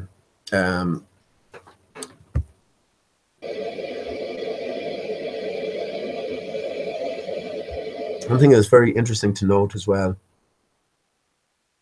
is how the sun is ragged. It's ruggedy. It's like it's not a perfect circle. You know what I mean? I mean, I saw a few. What do you call it? It's a Red's rhetoric with his anti-glare. What do you call that? Solar filter. And what you see is a perfectly round circle, whereas we're not seeing that here. So that's another thing to consider. What is that? Why is that? And what is going on? So these are deeper questions again, but basic questions. Well, what is the sun? Exactly, what exactly is going on here? And well, yeah, this is where we have to start defining boundary conditions and the pieces in play if you want to make progress. But yeah, this serves well enough to show you that this layer is always present. And I'll just skip to the end. Just as the sun leaving, right? So here we go. So the way I imagine this is there's a screen behind the sun. The sun, what we're looking at now, is a reflection off of a watery barrier. And I'll get on to the next 2 videos, which will show you that this is indeed what we're dealing with. But yeah, this is an observer-dependent reflection. Once we sort of get that into our brain, I think things become a lot easier. Yeah, there's a perfect view of it. Look at all the bumps and ridges. And this is present in quite a few shots as well, especially in the evening or in the morning time, not so much in the height of day. So that's curious in itself. But look at this effect. How are you going to explain this in any sense? The Bowler Earth explanation is nonsense, ridiculous.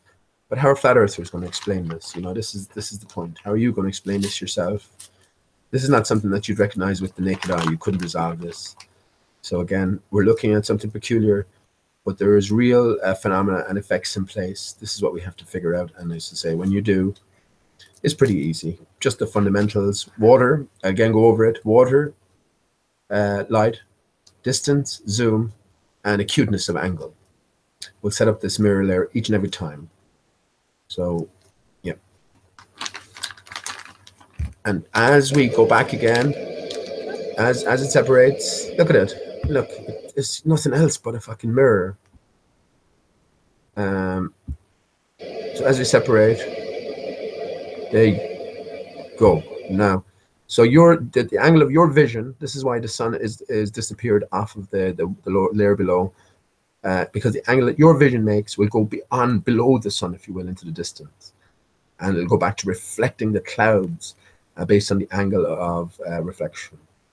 Simple as that. There you go.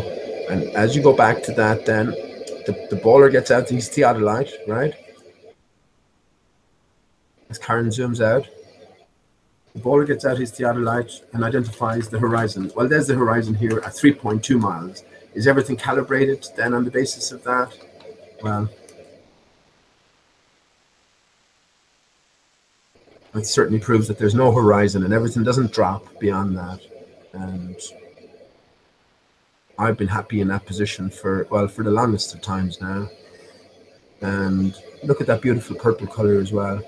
That tells you, another expression, red sky at night, shepherds of light, red sky at morning, shepherd's warning. This tells you about the water particulation levels in the air. So if there's more in the morning time, there's a chance you get rain, and then the shepherd has to look after his sheep. Whereas if it's in the evening time, that water will be burned off by the morning, or early in the morning anyway. So look at so here we go again. Now the sun has risen in the sky, and this is what you go back to identifying the horizon with. Again, there's nothing there to contrast it. Only if something of reasonable size or massive size came into that contrast, or you went in under big zoom and it came into view, then you would see that horizon extended, and you would understand that what you're actually looking at is an artificial horizon. You have been your vision is playing tricks on you. Well, your vision isn't. Your vision sees what it sees. You are just interpreting the data incorrectly. So, yeah, that's Myrtle Beach. And look, there's the color. There's the sun again. So when I do Behemoth, when the sun is like that, much higher than that even. I mean, that's sunset or sunrise. When it's much higher than that, it's more white even. Yeah, then this purple color comes back into view. So it's definitely got to do with water and frequency and vibration. Yeah, that sun, that yellow sun, turns to a black disk. All I can say, that's all it does. And yeah, indeed, this is the black sun right before you. That has been talked about so much. David Bowie was the last to make a big deal of it. Well, on the main stage anyway, and he left us sadly. And yeah, you believe that, you believe anything, right? You believe that, you believe planes crashed in 9/11.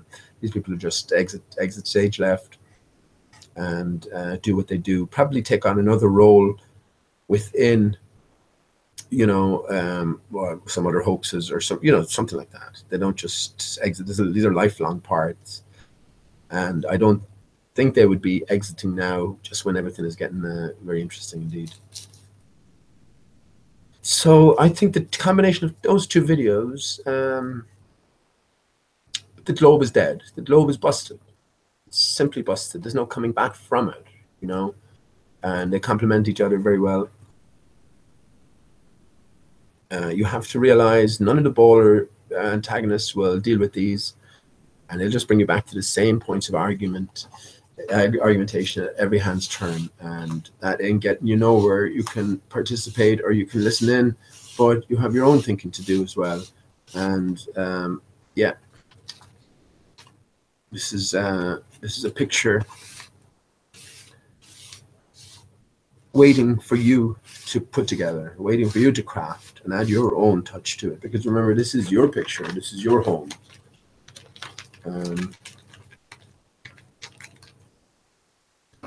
Okay.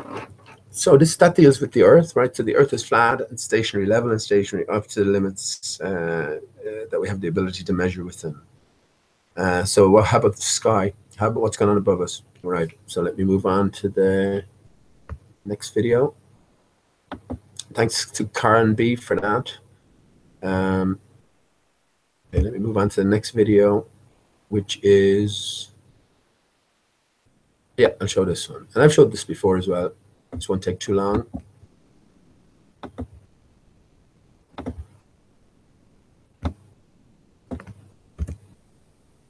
So this one deals with the barrier. Is there a barrier above us? There's no, why is it doing that?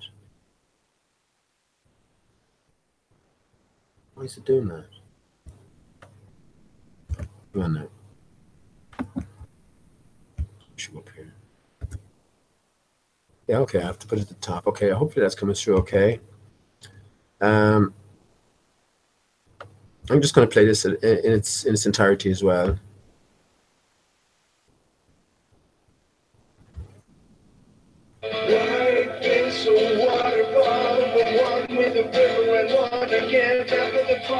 So let me just say, this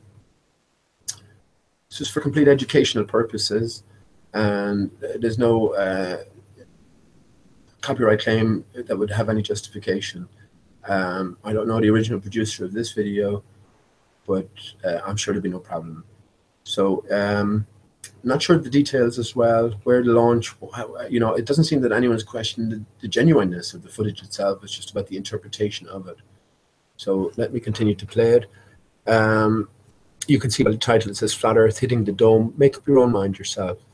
I know what I've long since went with, and well, I think it served me well as well. So yeah, we've answered what's going on in the Earth. Let's see what's going on above us. Let me continue on. Oh yeah. So just before I do that, you know, sometimes there might be a copyright claim on the music, but this music is part and parcel of the original video. So yeah, that is no grounds either. So yeah, let's play on. Swimming through the void, we hear the word, we lose ourselves, but find it all.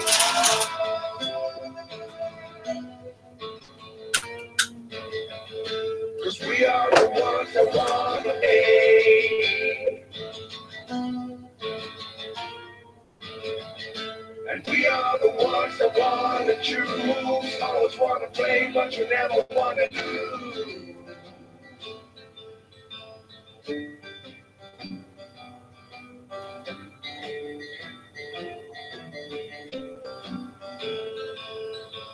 Here we go. Here we go.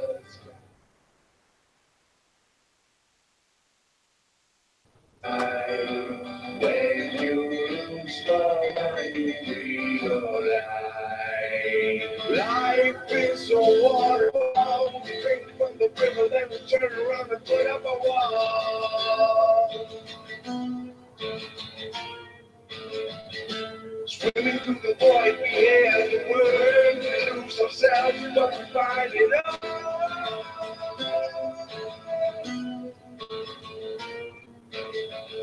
Cause we are the ones that want to play. Always want to go, but you never want to stay.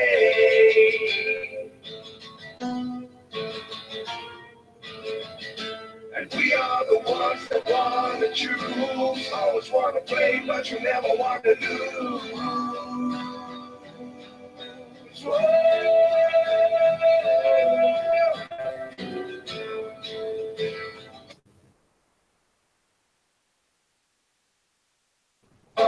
In the sky, when you lose your mind, you realize every hour so up high. When you realize eternal light, every hour in the sky, when you saw my realize every hour so high, when Your eyes eternal bright.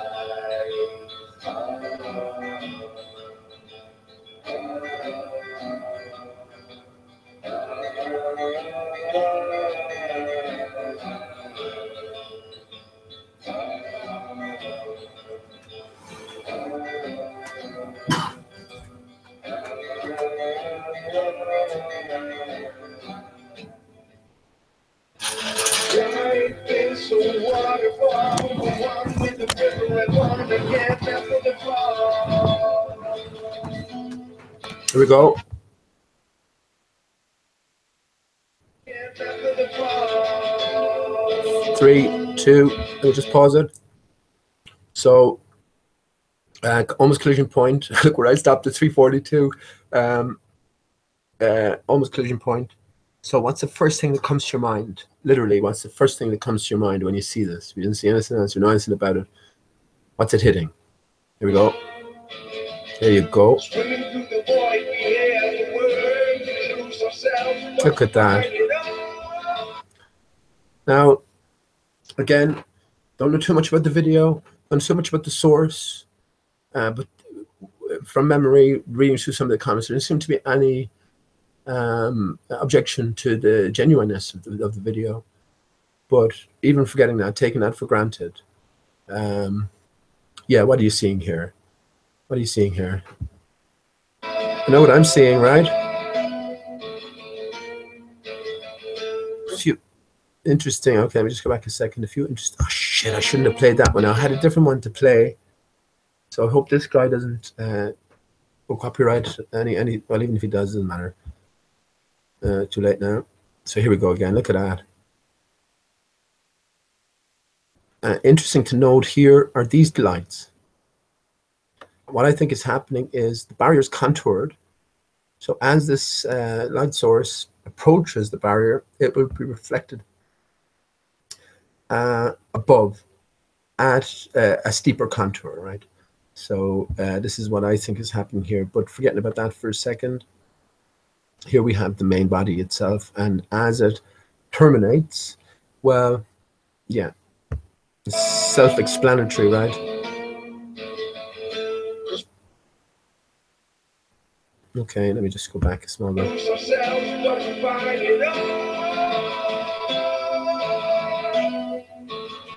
This is a very interesting phenomenon as well. What's going on? The wave passes by, almost covers it. It covers it, and then it comes back into view, you see? So let me tell you what I think is happening. This point of collision here is reflected when this flashes moments later. It's not instantaneous reflection, and this will become clear in the next video as well. And this is what we're seeing. So we're seeing a sort of a little delayed reaction, but remember that at any point on the contour, this is going to be at a more contoured point, that we're seeing a reflection as the main light source comes closer to the contour itself.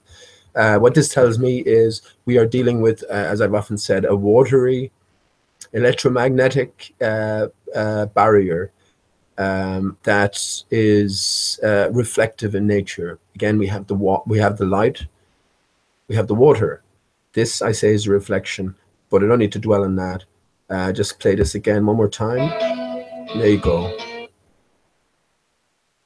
It's a theta. Look at it. It is a theta as well. It's a theta, and there's your D, your half theta, the crown of your head.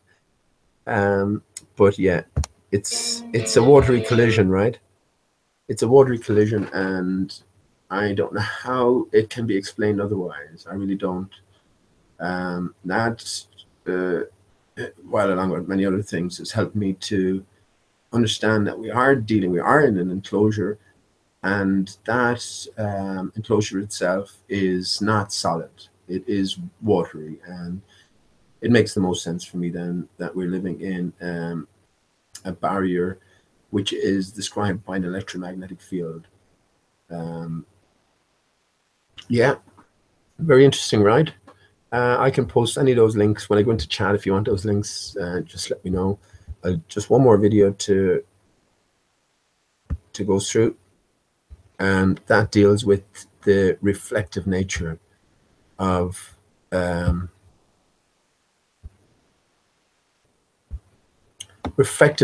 this barrier we're just after witnessing here. So we can see that it's fluid, it's watery. Okay, let me just...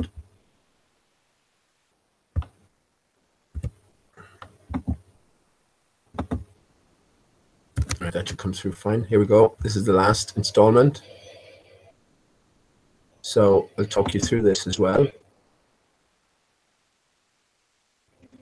So, I mean, I think it is as well. I think it's absolutely mind-blowing. And it is a beautiful clip. And once you understand what's going on, yeah, you'll understand why he labels it in such a manner. Let's go through it.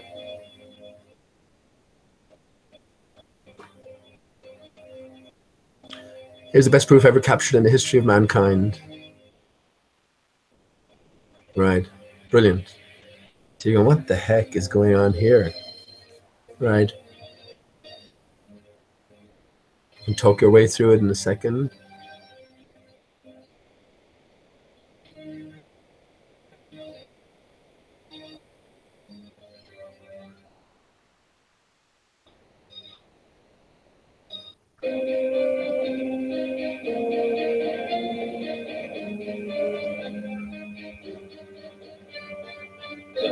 The earth is flat with a glass dome over our heads. That's his conclusion, but it's not glass.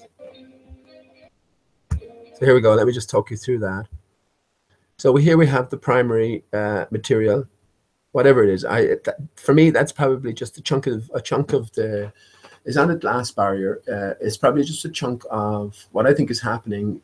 Is the electromagnetic barrier, high frequency, holding back the waters beyond. And at the boundary conditions, you have this ultra high frequency, you have this water from the other side, saline water. I say it's saline because when the flood happened, the inundation, that's when the seas came to us. They're not natural to Earth, right? In the sense that they weren't always part of Earth.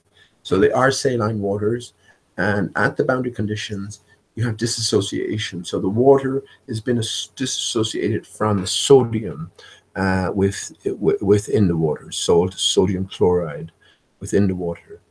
Not sodium chloride, what is that? NaCl, yeah, sodium chloride, that's salt, or a variation of it. So a sodium layer, and maybe a chunk of that fell. So when the sun goes off in its transit, that layer is allowed to build up. But that layer isn't, well, it's not necessarily saying that this is what it is. So it's probably a possible attempt, or an attempt at possibly describing what this might be. But this is the main body anyway. And as this falls, what we're looking at the background here is a reflection, right? So you can see there's a slight delay between the two as it becomes lower and lower. You don't know how high this is up. You have no idea how high this is up. As it becomes lower and lower, you will see the mimicry going on, and you'll understand that one is a reflection of the other. So what we got is a reflective surface behind. Yeah. You can see that the secondary explosion, if you want to call it that, there's a primary and then secondary again. One is in tandem with the other. It's like, in one sense, the Milky Way and the moon. One is intimately connected with the other. If you take one away, you lose the other. So we're dealing here with a reflection. And as I say, with water, this is where the reflection comes into. With water, with light, you have a reflective surface. That's what can you say? Those last two videos tell me that that's exactly what we're dealing with. Watery surface, a barrier, a division between what's beyond and what is contained within the Earth's boundaries. Everything is so much more up close and personal as well. My own attempts at satisfying myself as to the rough dimensions of it The barrier begins low at the north, rises to its highest at the equatorial areas, and then lowest again at its peripheral. At its highest point, I settled on a figure of 111.1 kilometers, which is the distance allocated to 1 degree of latitude on the ball Earth, on the fantasy ball Earth. So I think these figures are chosen for a reason. I was happy enough to realize, or to hear last week, that an observatory in Chile bounced a laser off the sodium layer. Just apparently it's just an airy-fairy layer, you know, it's immaterial layer that they were able to bounce laser beams off of and get a return at 90 kilometers up at Chile. That was the place associated with this laser projection. So that makes a lot of sense to me.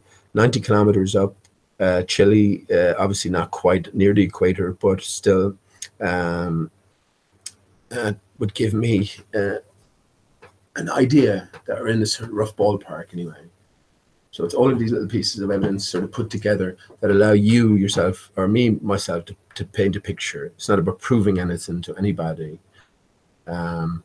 This is just about recognizing or understanding what is going on when all of these little clues are presented to us. And let me just go back to the video as well. The heavens declare the glory of... Yeah. So just again, in case you didn't understand, what's happening in the background here is a reflection of what's happening in the foreground. You might need to take a view of that a few more times, but when it clicks, I don't think there's any denying it when you wrap your brain around it. And I would go along with your man and say that it's yeah. Well, I'm not going. He's coming to conclusions about the dome, solidity or otherwise, but there is a barrier. And when he says it's the best proof ever captured in the history of mankind, well, let's go over and give yourself a chance to see if it is or if it isn't again. Yeah.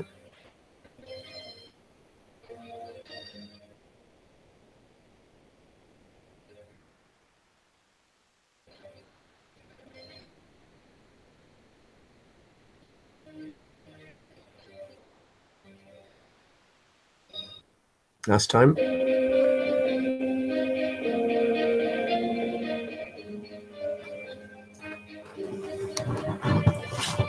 heavens declare the glory of God, and the firmament showeth his handiwork.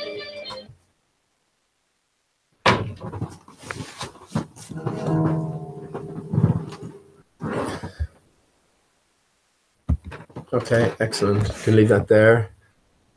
Thanks to, let me just give the name for that. Libertas Alternative Media. So excellent, yeah, excellent. Yeah, so where do you go from there? That describes for me the barrier and the nature of it, and also the nature of the ground that we stand on. It's all land. This is the word island. I apparently live on an island, but it is connected, or at least it was connected. There was a land bridge between Ireland and Britain at some stage, and between Britain and Europe. Doggerland was above water. So again, the face of the earth was fundamentally different. We had an inundation, and that changed it. And yeah, the waters now are invading waters, and they continue to invade. This is why we're under maritime law. This is why the Holy See, everything goes back to the Holy See. So yeah, this is our home as man. And well, I think we need to stand up and claim it, right? I think we need to make it clear that we are not tricked any longer. This is where the legal name comes into it. You represent yourself as a dead legal fiction, and then these corporations can deal with you. That's what fundamentally the legal name is. It's a vessel to be used on the seas of commerce. So, yeah. What do you think? What do you think? The only thing to sort of go now, the only thing to go now, well, what you'd have to sort of nail down is the dimensions of this barrier, the sort of contour of it, and that's to be found elsewhere as well. The Orlando Ferguson is a good clue for you there. That's encoded. It's clue, and I have decoded that. It's our land. Everything is reversed. It's not telling you about the land. It's telling you about the sky. So if you think that the Earth is flat, then you will look at the Orlando Ferguson map differently and see how it does indeed encode the contour of the barrier. And what it does show is that there is an isolation between the north center and the barrier it's under and the secondary barrier that we're under, the bi barrier. And that indeed begins low at the north and rises highest at equatorial areas and back down to low at the southern peripherals again. Yeah.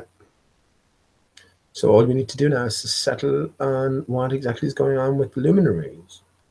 And well, that's for a different matter.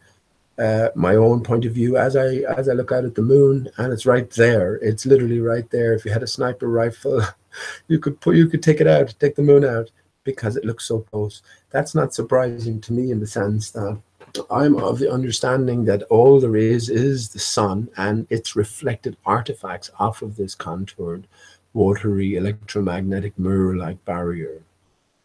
As the sun has increased in frequency, yes, its reflected artifacts will also increase in magnitude in terms of the light they put off. And to me, that's why everything looks so much closer. The moon looks, and what more can I say, right there. The stars look like they're right there, but that's a reflection of the increase in frequency of the sun itself, as I see it. Ultimately, that's all there is. When we look at the moon, we look at a direct reflection of the sun's interface. And when we look at the stars and planets, we look at the displayed reflection of the sun's interface, displayed against the whole contour of the barrier. So, when you think about sundogs, you get a good idea of what's going on. When you think in terms of a literal screen, right, a literal hard screen, hard soft screen, then consider the contour of it. Then you'll be able to understand, or possibly come to wrapping your mind around how these things can be reflected artifacts. That's my position. That's where I'm at, and I've been at that position without sort of looking for proof left, right, and center. I've sort of just accepted it and gone along with the thought. When I found the Milky Way and the moon, that confirmed to me what was going on. And once we think of it in terms of a contoured reflective barrier and a source energy, then we can get a better grasp. That's the luminaries dealt with. So yeah, that's at its core what's going on. When it comes to the exact sort of transmission, how exactly, what's the mechanism behind how all of this is working? Well, that's a different matter again. The one thing that is pertinent in all of that is the tides always surging from the north. So you have a breathing-like mechanism at the north. Whatever is happening, trillions of tons of water are going someplace and coming from someplace. And I think in one sense, everything can be described as clockwork. Now we do live in a broken system, so it's broken clockwork. It's like a watch with the hands sort of cut off. In one sense, that's what the sun is. That's what the sun is. It's a lightsaber. I talked about all that before. That's what we're just coming out of is Christmas. I think this has been the last Christmas, and the Earth is under a state of repair, and it's not a bad thing. It's not a bad thing. But just briefly, why it's a lightsaber? Well, if you imagine those energies transmitting through an intact structure like the giant crystalline trees, conducting trees, we'd have a distribution system.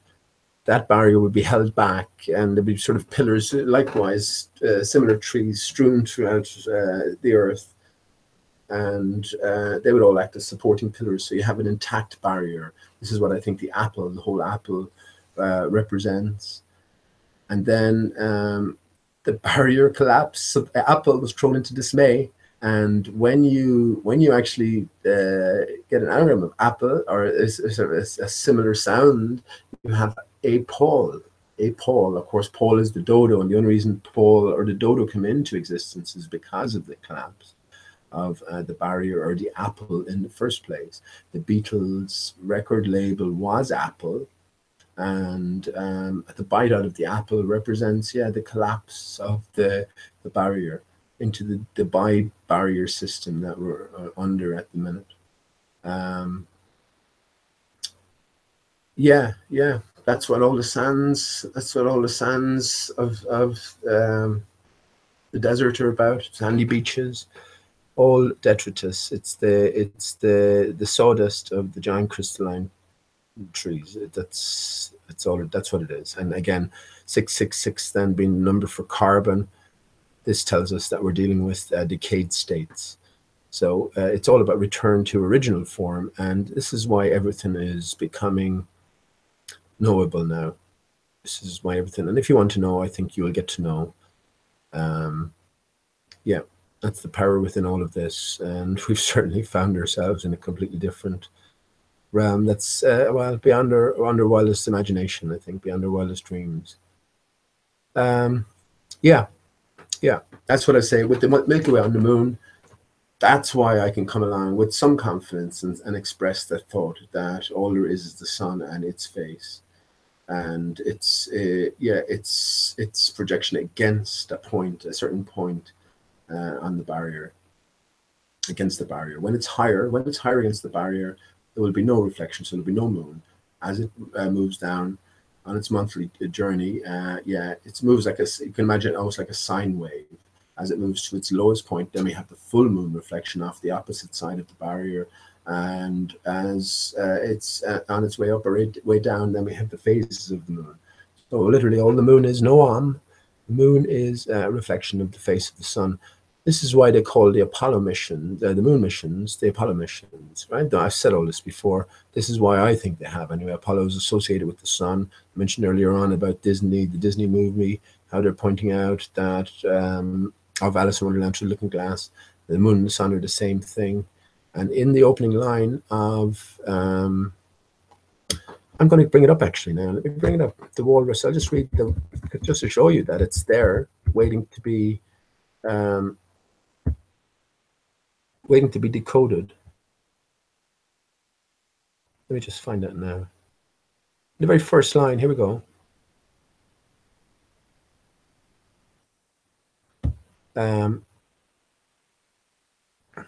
Here we go. The Walrus, this is The Walrus and the Carpenter by Lewis Carroll. The sun was shining on the sea, shining with all his might. He did his very best to make the billows smooth and bright. And this was odd because it was the middle of the night.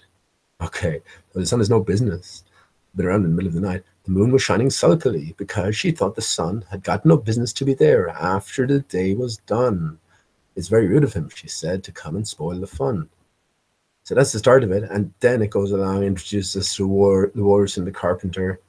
But those two lines are very, very interesting themselves, aren't they? Of course, the sun has no business being anywhere near the moon, even though today both are out at the same time. We have a half moon. I'd like anyone to explain what's going on there. We know that the ball Earth explanation is nonsense, but tell me what's going on in the flat Earth. You had a half moon in the sky all day. So my own explanation is I'm happy enough with that, right? I'm just sticking with that.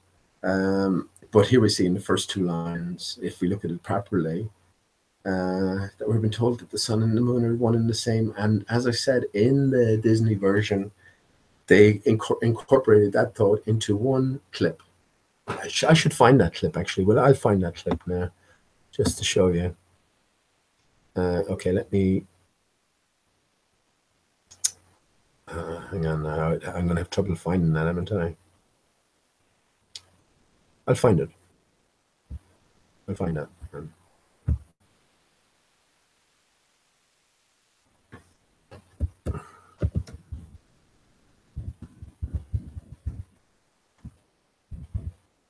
Right. Alice in 1951 actually. I said 1952, 1951 full movie. And I recommend everyone watch it. It's brilliant. It's brilliant, but it's so encoded. Remember, from the very first chapter of Alice in Wonderland, this is the very first chapter, they tell you that the ball is nonsense. What might you learn after that? Well, let's see. So I better not definitely do that. Like even you're prohibited in showing it. I know roughly where it is. Isn't it funny, in the movie we're introduced to the dodo looking for dry land after Alice's tears. Okay, here we go.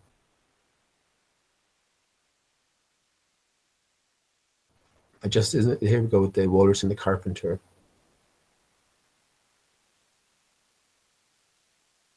Yeah, I just cut it there. Hang on. There we go. Look at that. Hang on there. Okay, hang on. Perfect. Yeah, we're introduced to the dodo looking for dry land, singing a sailor's life is a life for me. Oh, I long to be by the oceans. How does that go? And I never ever gave a care out the weather was the weather. Never ever gave a care for me. So what's a sailor's life is a life for me? Oh, I long to be by the. Oh, here we go. A sailor's life is a life for me. How I long to be on the bounding sea. And I never ever do a thing about the weather because the weather never ever does a thing for me. Okay, that's called the sailor's hornpipe. Okay, interesting. Chapter 3, anyway, we find a dodo looking for dry land after Alice's tears. Remember, Alice loses the key. She can't get in to the beautiful garden at the very start of her adventures, chapter 1 of Alice, and then she sees the signs on the bottle, eat me and drink me. So this is what I referenced earlier on. Literally, this has got her into all the trouble. So yeah, if our bodies were designed for something different, then maybe we shouldn't be eating and drinking. And Jesus himself tells us that almost when he goes into the desert for 40 days and 40 nights and is tempted by the devil. You see, the devil just represents lived, right? The bodily temptation. This is what it is. Once you can overcome the bodily temptations, then anything is possible. But there is that physiological, the metaphysical connection, right? It's mind, as we say, it's mind over matter. Let me just, where is that now? But that's just the dodo. Okay, let them take a second, right? There we go. So the walrus, just after devouring the oyster or the eye star, and this is so loaded with clues. And here we go at the end. Yeah, look, we got the sun and the moon in exact harmony, in exact mirrors of one another. And we have Tweedledum and Tweedledee. There's another bow again. The bow is out. The bow is out. Let's just go back to. Oh, everybody! You have to look. You have to look at the movie. And just after going back to, oh, here's Alice, just where she finds the key, and we find the key again. Remember, Alice lost the key. Lost. There's no mention, so she picks up the golden key. Actually, I'm going to have to look at this again now myself because I can't play this right because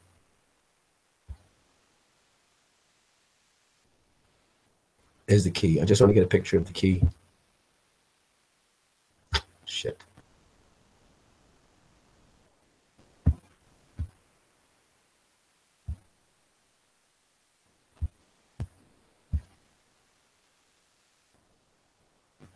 Okay, I don't want to play too much of this.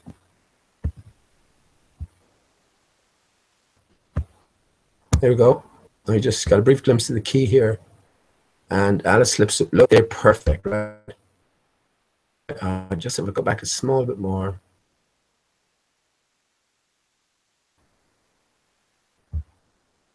There's the key, look. So here's the golden key, and I'll show you where that key is now. Look at the fleur-de-lis. So here's Alice. And then off she goes. Now is when she lost the key. She's after eating, right? So she's after transforming. Her initial form is after shrinking down. So now is when she floods the place with her tears. And when Alice, remember Alice is all of us, when she floods the place with her tears, then we get to meet a Dodo. So here's Alice in her jar, and up pops just one here, I'll tell you. So keep in mind that key now, the golden key. Here we go. So he's going, that sailor's life is a life for me. Oh, I long to sail. For fuck's sake. Look at this. Honestly, I didn't know. I had no idea. Look at this. Remember I was talking about the penguins in the Google Doodle meeting up with the sort of their fair weather counterparts. I said it was a toucan and what looked like a lorry bird. I didn't think it was quite a dodo, but here's the dodo on top of what looks like a toucan, and also what looks like very similar to the bird in the Google Doodle. Now I'm going to bring up a picture of that. I have to bring up a picture of that. Hang on. Just for comparison purposes. Where would how will I get that now? Just for comparison purposes. Let me just festive doodle. Google festive doodle. Yesterday, man. Shit. Oh, here we go. Here we go. So rather than play the video, let me just go into the links here where you can get just go through it yourselves. Yeah, that'll do. I'm gonna here we go. Here we go. You see my screen? And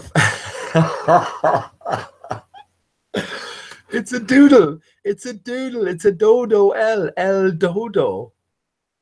A Google Doodle. El Dodo. My number one dodoism. El Dodo Ra Dodo. Would you believe that Ra, or A, is radium, the chemical symbol for radium, and it's the 88th element? But now, just after realizing now, so what do you think? What do you think? Is the two birds, right?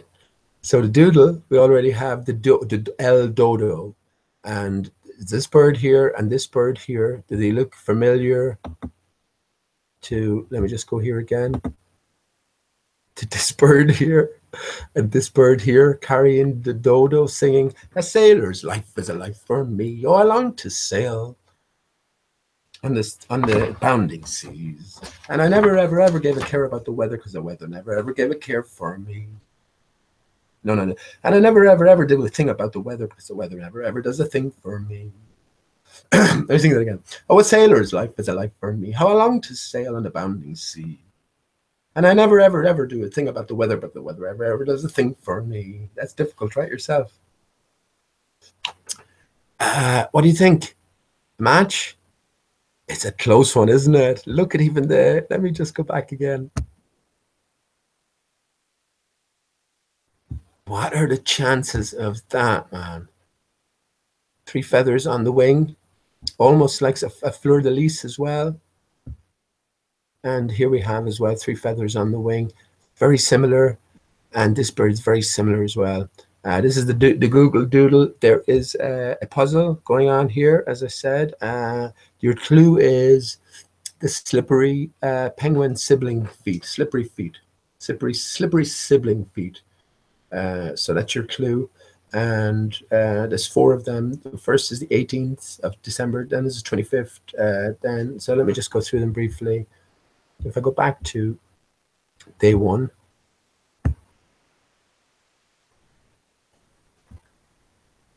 So here we have, yeah, I can see, I know the clue is here, so I'll let you work that out yourself, and I might go through it just when everything is finished. We have a reunion between the fair weather and the foul weather friends. This is where I talked about IPSs and PSs, the dodo, and IPSs, penguins or fepe, sort of in arranging a reunion. Think in terms of a children's puzzle, and it'll be much easier for you. So let me just skip on to the other. Here we go as well with a treasure chest. Someone pointed out that this might be a king prawn, which is fair enough. I said it was a king salmon, but a king prawn. But we see the crown here. And yeah, we can see we're on a treasure hunt, right? Of sorts. Again, you have to follow the clues. We have a map on the ground here. I won't go into any more detail. I'm just presenting what's been presented. We have these 4 dates. And let me just go back. And this is the second one then. So we have the reunion. We have the 2 fish in here. Remember, we talked about that the last time. The Pisces, the sign for Jesus as well. But this bird, look, this is why I do these in one sense. Look at how similar, I know you can't see that too well. Look at how similar these 2 birds are carrying the dodo. This is amazing. Look at this bird here. I'm going to say that that's a lorry bird, and this is a toucan. This is the Guinness, again, the Guinness, Arthur Guinness bird, I think. I could be wrong about that. Is it a toucan or a pecan? I think it's a toucan. But if we look at the bird here, encompassing a pineapple. Here's the bow. Let me just zoom in a small bit. Here's the bow, right? The pineapple. Look at the stars above the head here. Here's the apple pie. There's an apple coming back into it again. Apple pie, pineapple. We have a bow. Look at, I'll give you a little clue, not necessarily a clue for all of this, but look, that seems to be pointing. His tail feather seems to be pointing to something here. So yeah, pay attention. There's a little treasure hunt in play. Once we leave this picture, we return to this picture. And actually, I have to think about that now. I'm going to have a look to see if this picture is exactly equivalent to the last picture, if there's a piece or a little subtle piece missing. And if there is, that'll be a clue in itself. But let me continue on. So here's celebration. This is amazing. Look at the three trees. Other clues. Well, remember the slippery feet. That's your clue. And yeah, follow the total line. That's what I'll say as well. Total line. Everything is written. The way I look at it, everything is. So if this is, so let's put it this way: if this is connected with the dodo, well, then this is extreme significance. And what are we going? So if these are the 2 birds that are carrying the dodo, I'm just saying, just thinking aloud now for a second. Well, then maybe the dodo will make an appearance. And indeed, I think it's not that it already does, but it'll be easy to spot if and when it does. And that's the last one then, the 4 dates. I'm sure there's something significant in that. But remember, this is a trail. This is a trail you're to find, but excellent find. Excellent find here. That's what I say. So what say you? This bird here and this bird, I'm going to call it a lorry and a toucan, are almost identical to these 2 birds here. From the 1951 Disney movie, Alice in Wonderland. Absolute must watch for everybody. And here we have the dodo swamped. So he's still dry, right? He's still dry. The dodo is the face of the earth, but he's inundated. The face of the earth has been inundated. And yeah, all because of Alice's tears. So Alice is all of us. Yeah, take it from there. So I asked you to remember that key that Alice lost. And I hope all this is coming through. Let me get that for you. Amazing with the walrus and the carpenter. How did I tell you? Let me just read that again. The sun was shining on the sea, shining with all his might. He did his very best to make the billows smooth and bright. And this was odd because it was the middle of the night. The moon was shining sulkily because she thought the sun had got no business to be there after the day was done. It's very rude of him, she said, to come and spoil the fun. Right.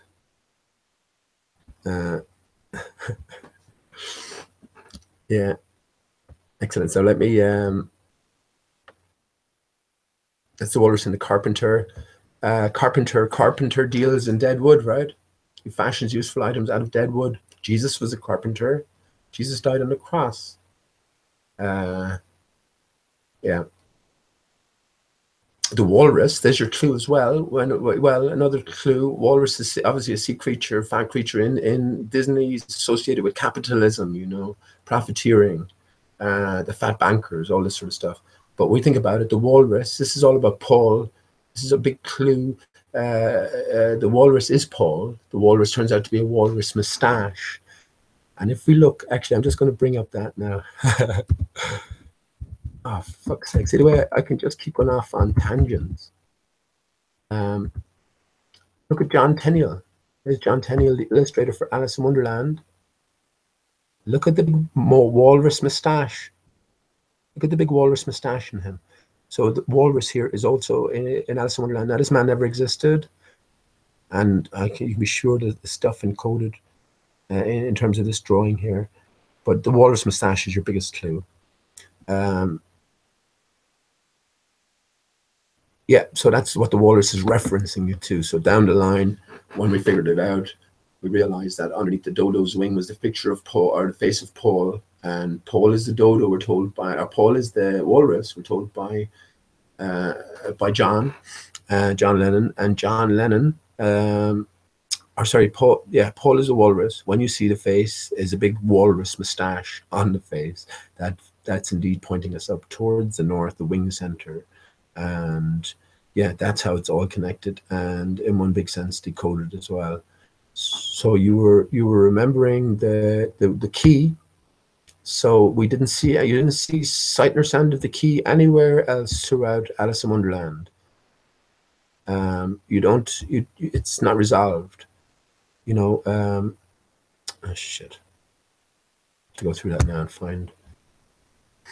It's not resolved. It's just forgotten about, right? So we saw in the movie, Alice, her grip on the key slipped, and yeah, that's the last we've seen of it. So where might we find that key again? So many links now.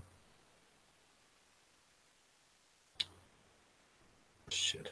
Better just go back down. I just better go to the bottom and way up. Where might we locate that key again? I wonder.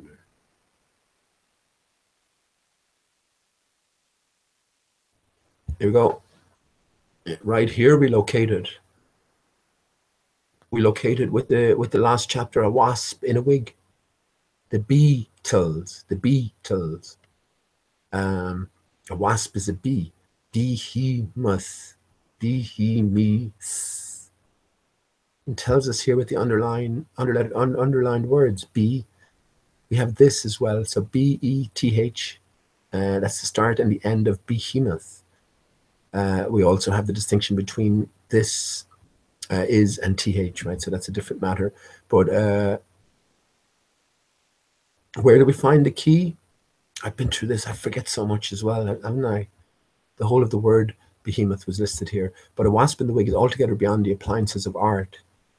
This was brilliant said by Martin Gardner, right? So Martin Gardner is telling you in the name that you need to sort of look in new places. So here we go. Martin Gardner suggested it was the wasp's criticism of Alice's eyes that made the one-eyed Tenniel. Tenniel is J Tenniel. We have J which is 10 and 10, so that's XX, right? So we're told as well the chapter should probably follow after the chapter about the White Knight, so just before Alice is crowned. So you would have gone through it chronologically, found out the solution to the riddle after Alice encountered the White Knight as being oyster or I star, and then thought that, you know, you were doing well for solving everything, or solving that and just, you know, leaving that to bed then. But then you find out that there's a missing 13th chapter. This is all, it's not missing or discarded. This is all just part of the narrative, right? So yeah, it's within this chapter, which I've rated as being one of the most important chapters of any book ever written, that we get our instructions for Behemoth. Wasp in the wig. Yeah, it's all about frequency and vibration. Don't need to go through this again, but once you make it to the end,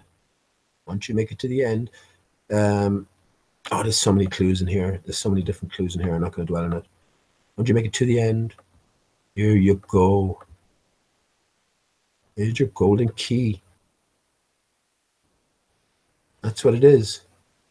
That's what your golden key is. That allows you then to return home. And I think we all do eventually, but yeah, if we view this as a greater puzzle, the puzzle of our lives, well, then we can see how all of these things connect. Maybe not completely and utterly, but we can certainly recognize that there is a distinct connection between all of this. And yeah, there's that cross at the top. You ever see the, yeah, you ever see the globe with that little cross sticking out at the top? That's the top of your head. That key, that's the key you need for the bell to ring at the top of your head. That's what that represents. And well, that's the next status. Remember, is all of us. So we're after getting our hands on the key again. Now, what do you do with that? Well, we have to know that you have it first of all, or that you have to know that you're seeking it, right?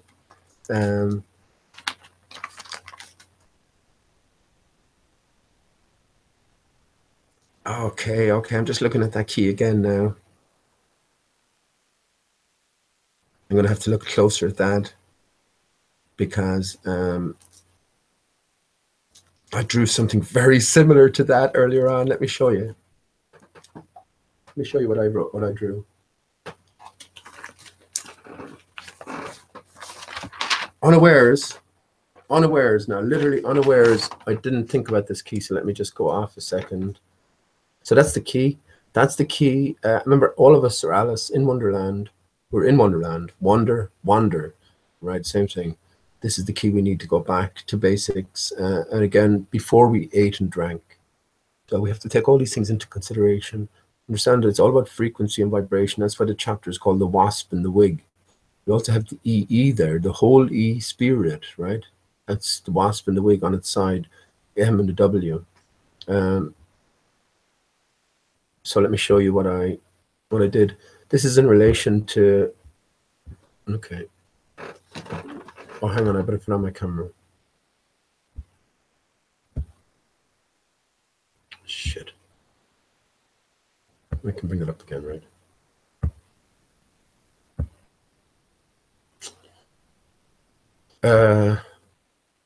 Okay, I just going to put on my camera.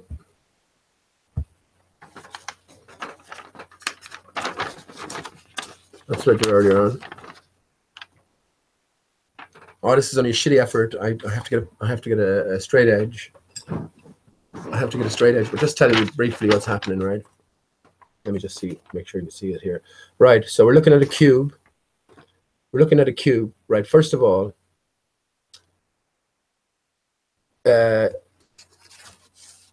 this is the Windows logo, right?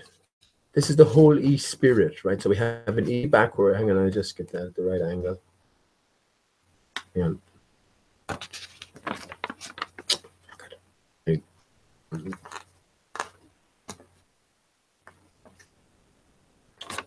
It's a nuisance now. Hang on. There you go. That's better. So whole E. So you can see the E and the E backwards together. Spirit. That's what the Holy Spirit is, and you get the Windows logo. Now you're looking at that. That's the face as you're looking at it, right? So imagine now we have a cube. I wasn't going to show this at all, but just imagine, yeah. So you have a cube with 6 faces, each of the same length. Ah, for fuck's sake, hang on. That's ridiculous now. Come on. Each with the same length, each with the same face. But so imagine the very center point of the cube, and each face goes inwards into the very center point. So you have 4. So this is a 0D representation, if you will, right? It has no substance to it, right? It's not real. It's just a drawing. For fuck's sake, I don't want to move the light there because it's too powerful. Yeah, okay. Okay.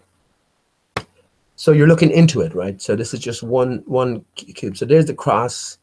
that's just what I wanted to show you. Look at the eye. So you have the eye in the center, all the way bottom, and then if you take that out, you have the H as well. This is what the HI is. When you reverse it that way, you have the I, and then you have the H as well, right? But it's all in 3-dimensional. This is what it's all about. This is what you'll end up seeing. I just made a vague drawing of it, actually, in a few minutes. I'll just get to show you that now. All right, so here we go. That's sort of a representation of it. If you're looking in here, you're looking in that way. So you're going to see everything, the 3-dimensional collapsing in the very heart of the cube to 0 dimensions. And all this represents is the integration of your divinity, I guess, that aspect of you that is so much greater than this limited physical state, right?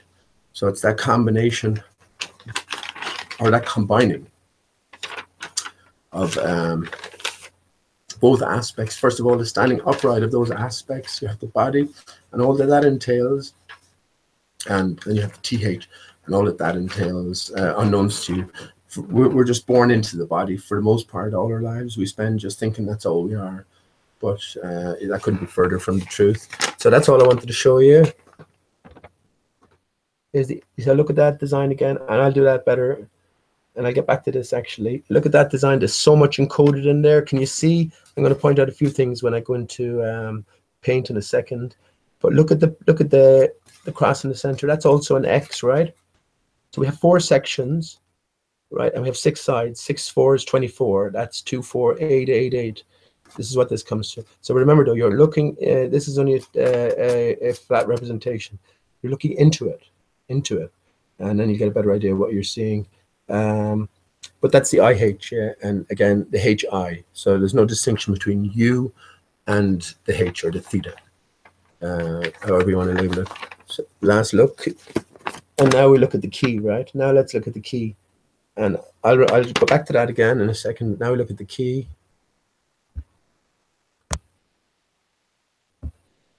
Here we go.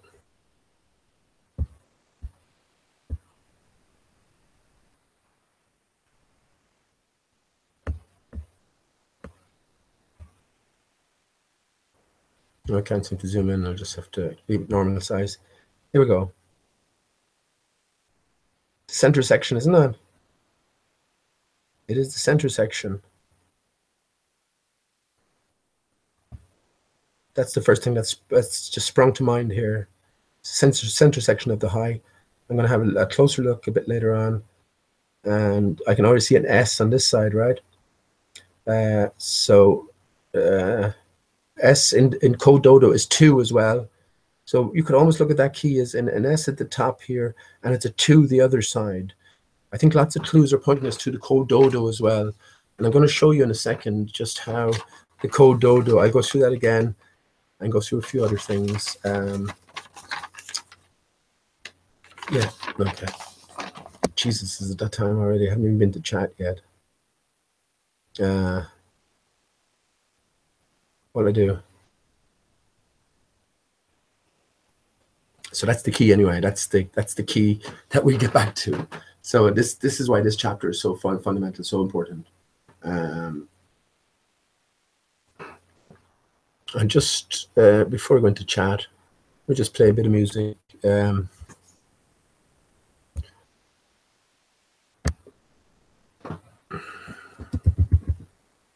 Maybe I'll stay until about 2 maybe, and go into paint.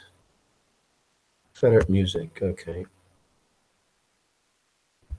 So I'll just play the usual, just maybe for a few minutes anyway. I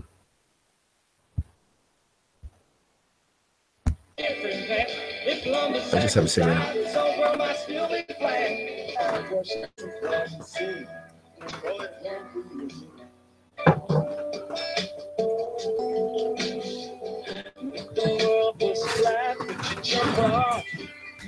I think it floated down.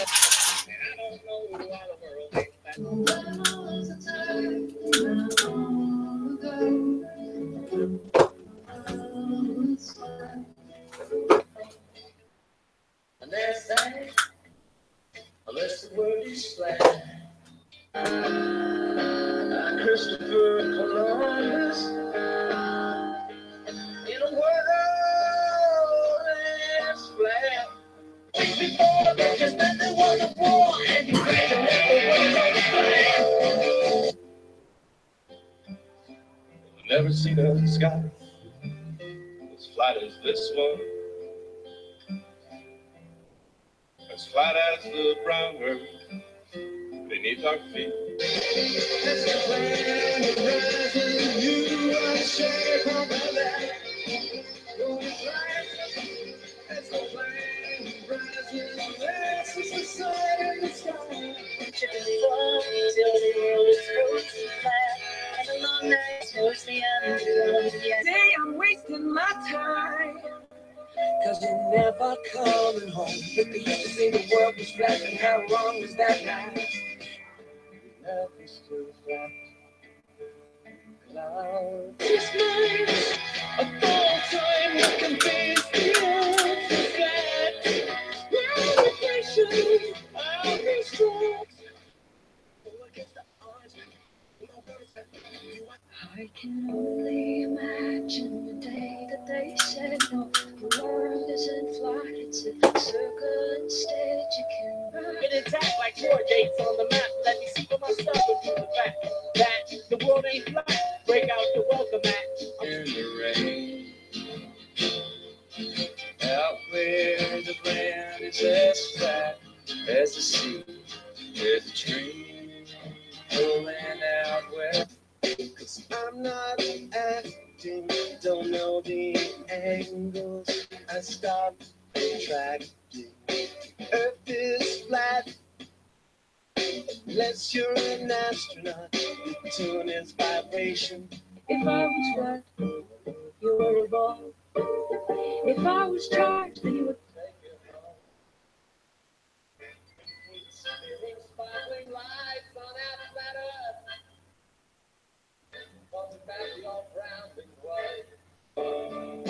The world's too vast for us now, and you want it to explore. Crazy if you think we have that. I'm the lawyer said to prove that the earth's still flat. Who's going to stress me? But I go back to the earth is flat. Living in illusion, the earth is flat. Take some illusion, the earth is flat.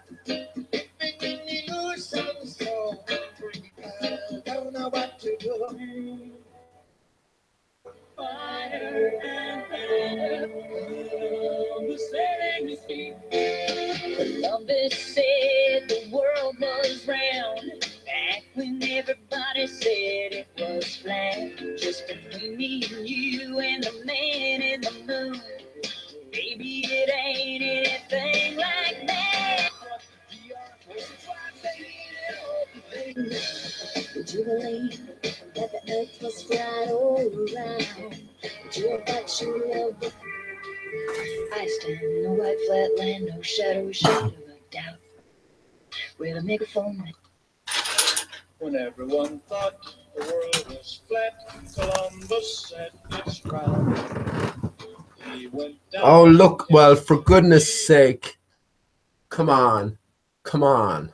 Look who turns up in the photo. Elvis. I already said it loads of times how Alice looks the head off Elvis. This is all crafted this way. And you have to ask which came first, the chicken or the egg. And if the egg came first, how did the chicken, who seemingly has no relation to the egg, look so like the egg? Well, this is how it's all fashioned. Elvis, Alice. Elvis backwards is lives. Elvis fake death, by the way. John Cotner is Elvis. And it's no great secret as well. All this stuff is always meant to come out. But look where it stopped. It's amazing, right? I just wanted to say with the IH, well, actually, before I say that, let me sure I might as well start again. Okay.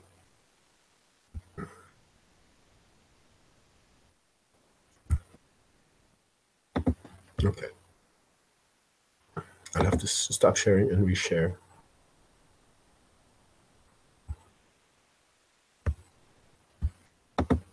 Okay. There we go. Oh, well, let me put in the text. So I'll do the what do you call it? Hang on now, I get the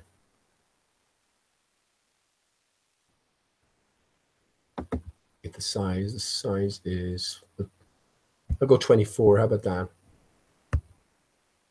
Laugh. Come on. No, that's probably max. Okay. Yeah, 24 here. We'll go 24. And we will go, what color? We'll go green. Okay. So this is the Dodo, and the more I think of, actually, hang on now, let me set it up again. It's a bit slow reacting here.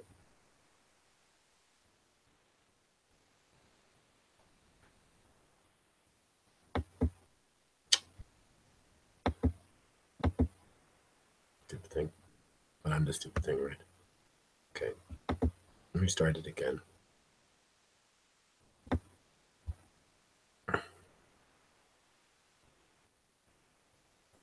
Okay, that should do it. So I'll quickly go through it.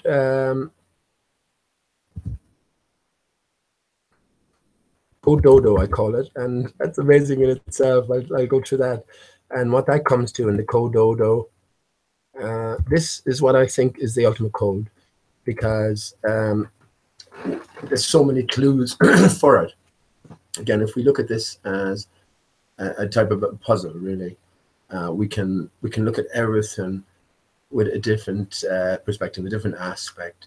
And when we do, we see all these clues in abundance, right? So anyway, let me go through it. Once again, A is 1, B is 2, C is 3, D is 4, E is 5, F is 6, G is 7, H is 8. Now I go down, I is 9. I said that as if that's something special. Well, all we have is 1 to 9, right? J, here's the pivotal point. J is 9 as well. Again, the I are equivalent. The baby I, baby J, or the lowercase are equivalent. Jesus, Isa, so that equivalence is made for us already.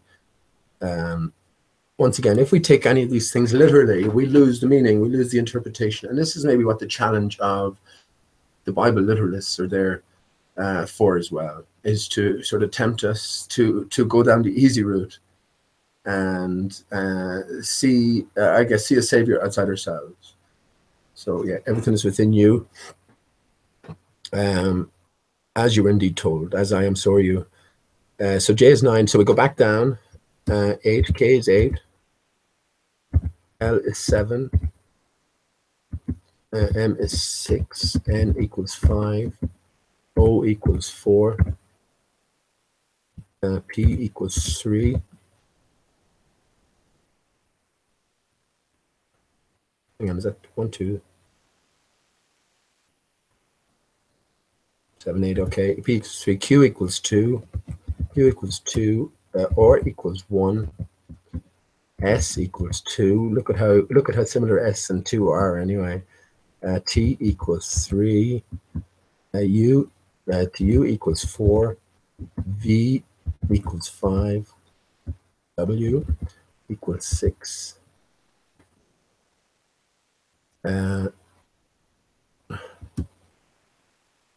Y equal, no, that's not, hang on, I have to go wrong there. X equals 7, X equals 7, Y equals 8, and Z, nice and snugly, right where it should be, ends on 9. So that's the Dodo, right? So what I really wanted to come along and show you was, here we go. Oh, right. First of all, let me just break down Dodo itself. So we have C is 3, O is 4. It's very so we just list the D is going to be 4, right? The O is going to be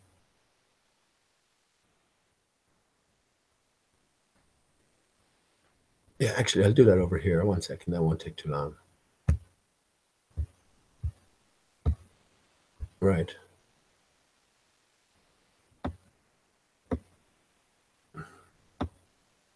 So let me just put that in red just for contrast. So we have two groups. We have 8 groups. One is equal, let's just say A hash R, right?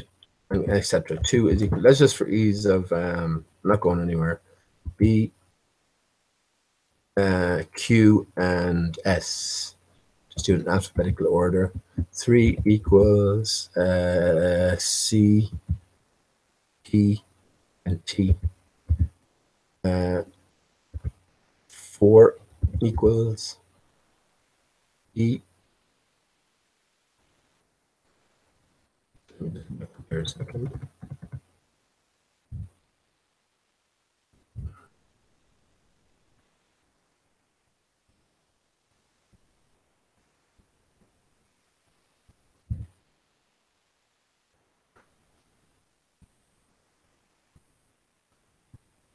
Four equals D, O, and U. 5 equals E, N, and V. E, N, and V.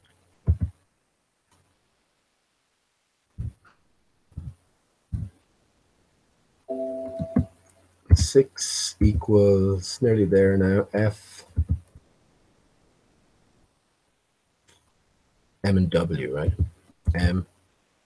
Frequency modulation, FM, FMW. 7 equals G, L. How often have we seen G and L appear together? And X, another big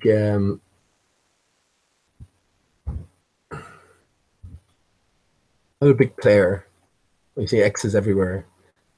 I'll explain what the X is in a second. 8 equals H, K, and Y. And we have finally 9 groups. 9 equals J, I, Z. 9 equals jizz, right? Okay, we'll put it in alphabetical order. I, J, Z. Jay-Z, where does that ring a bell from? So they're the categories. They're the different groups. So Dodo. So let's look at Dodo. C is 3. O is 4. That's 7. D is 4. That's 11. E is 5. That's 16. And we have DO. That's another 16. So 16 is 8, right? So Dodo turns out to be, well, let me just get a pencil here. My brush will do it. Yeah, I'll be doing that a bit. Maybe a bit more. Okay, that'll do. So Dodo turns out to be 16. 16, or well, whatever way you want to put it. So it's only 8s. It's 8, 8, 8, 8. Well, like that. I like how that lines up beautifully. Now, yeah, you can see how simple it is, and how symmetrical, and how well, how balanced. The more I go on, the more I expect to see everything sort of aligning. I think there's lots of clues in this bundle of letters here. Like for instance, 4 being DOU or DUO, a duo, right? I was thinking about B and S, so we have BS, bullshit, you know. The way I look at it now, all of these terms are in common use because they are clues. B and Q, I've talked about this before. C3PO, Star Wars, so you have C3PO. Tea tree oil. How many other things will occur? XL, you know, the sizes, you know, clothes sizes. FM, Yeah, FM stereo. The best one was 9, J, I's, and Z, jizz. As I say, not meaning to be rude or crude, if this is the most potent fluid within your body, if you're wasting it, expelling it without knowing, well, I can see how that'll be associated with the 9, right? The 9 is the 9 and the 6 are equatable. 1, you can equate it as the masculine, top heavy, the 6 feminine, bottom heavy. But it's not masculine, feminine in the sense of male and man and woman, male and female. It's different aspects of us, you know, in relation to the body and in relation to the TH. So yeah, that's an excellent one, JIZ. There's only one group, yeah, 8 groups of 3. Is that brilliant as well? 8 groups of 3, again, 8, 8, 8, and we have one group of 2, which is A or R. You can see how similar A or even are, you know. So yeah, this is the code. So what we need to understand now then is what exactly 1 through 9 represent. And ultimately, everything is about the 8 or the H, right? And if there's an aspect missing or skewed, it will be representative of what will be represented in the number itself, the number chosen. So we have 1 to 9, right? So here's the point anyway.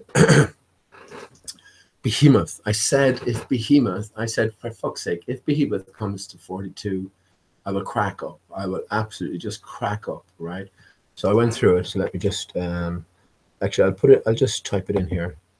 Put it in a different color. Let's put Behemoth in purple. How about that? Right?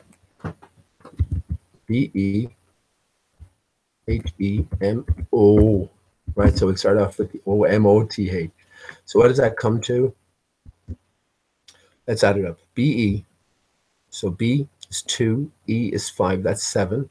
H-E, H is 8, 7 and 8 is 15, and E is 5, that's 20, right, math. M is 6, 26. O, right, is 4, that's 30. T is 3, that's 33. And H is 8, 41. So what the fuck is going on? So close and so far, right? But hang on, wait till you see the beauty of this, right? Hang on, let me just, it doesn't matter. Equals, you can see that well enough here, can't you? No, you can't. Okay, let me just put the whole thing down. Okay, here's the beauty of it, right? Well, haven't I? Why can't I scroll down? Okay, I better just. So I'll change the color again. How about orange? Amber, that'll do. So haven't I changed it, right? So again, the truth won't be fed to you on a plate. You have to sort of make sense of it. Unwrap it. And when I did, well, we have, oh, it's a bit dark here now, yeah. A bit in black. So when I've changed it, we have B, E, me, TH, B, he, me, TH. So as I said, that's the slight alteration. Remember, Behemoth, we're told, in chapter 40 of the book of Job, that God created Behemoth with you, with Job, right? So with you, Behemoth is within. Behemoth isn't a slimy creature, like, no, it's Behemoth walks with God. Behemoth is within you. This is what it is. It's this extreme ultra power within. So I had been saying, yeah, be, he, me, as a mantra, as a vibration, as a metaphysical sort of understanding, metaphysical connection between you and the TH. And once you set up that once you understand that metaphysically, then physically and through the closed teeth, the H teeth, yeah, you can set up this frequency and vibration within you, and it has a physiological effect. But yeah, ultimately important is that understanding or that connection. awareness of that connection to the TH. Indeed, we are the TH, right? So we are having a physical experience, but we haven't lost our TH-ness, right? I think this is the best way or simplest way to put it. So behemoth, let's count that out. B2, just going through it again. E is 5, that's 7. H is 8, is 15. E is 5, that's 20. M is 6, is 26.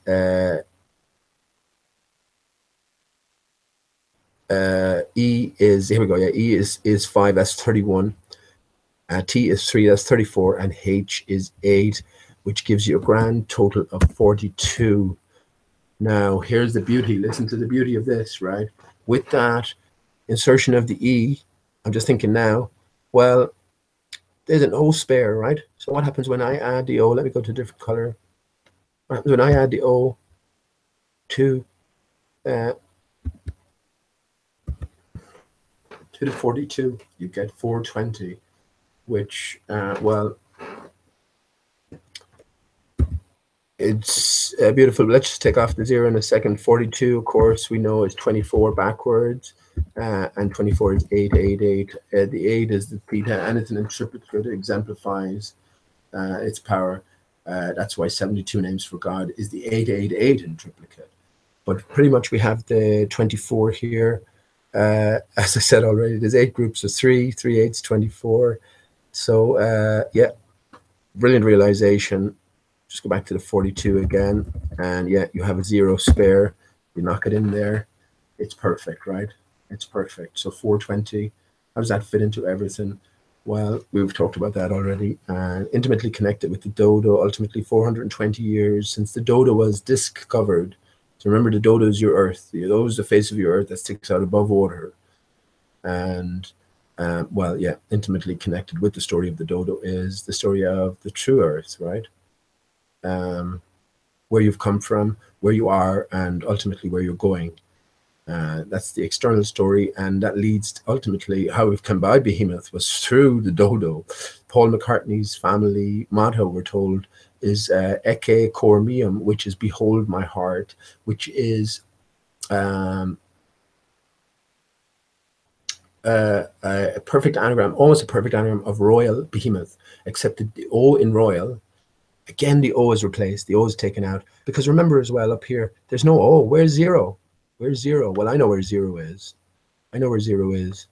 0 is contained within the 8, right? But there is no 0 otherwise. So when you royal behemoth, yeah, the only change is the O is a D. So I can come out of here. The O is a D. Well, let me, yeah, okay, the O is a D.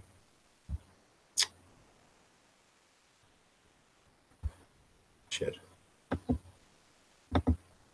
Okay. Yeah, so behemoth is the same. It's royal, but instead of an O, it's a D. And of course, dodo itself is D-O-D-O. So royal is just royal behemoth. That's the dodo's family motto. He also had an album called Ecce cor meum. The dodo is Paul, right? Paul, when he left the Beatles, went on to create a band called Wings. Underneath the dodo's wing, you have the face of Paul pointing up at the dodo's wing with his walrus mustache, and that he goes on to have a band with wings. Well, sure, that connects in, right?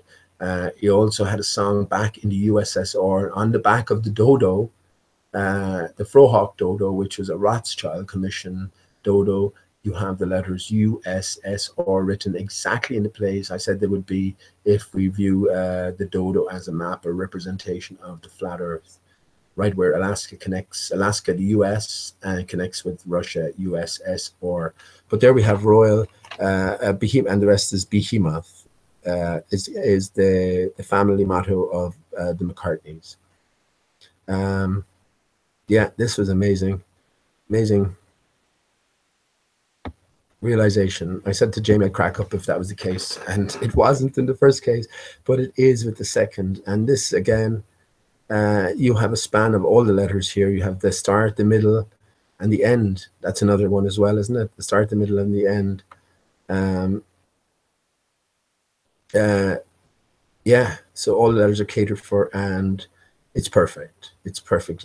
It almost had to be that way, right? So I think what's happening is all letters that we use, this is the code for it. It's the code Dodo. We still have a bit to go in terms of just exactly identifying what a two, like for instance, let me say to you, we know there's three groups, right? We have the 1, the 4, and the 7, the 2, the 5, and the 8, and the 3, the 6, and the 9.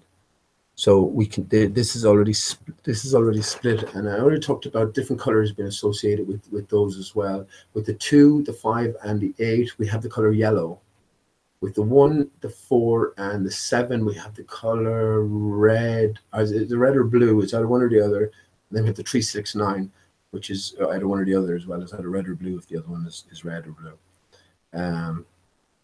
So we can see that there is this, what do you call it, connection between them. We can see there's also a connection between the 2 and the 5 itself, right?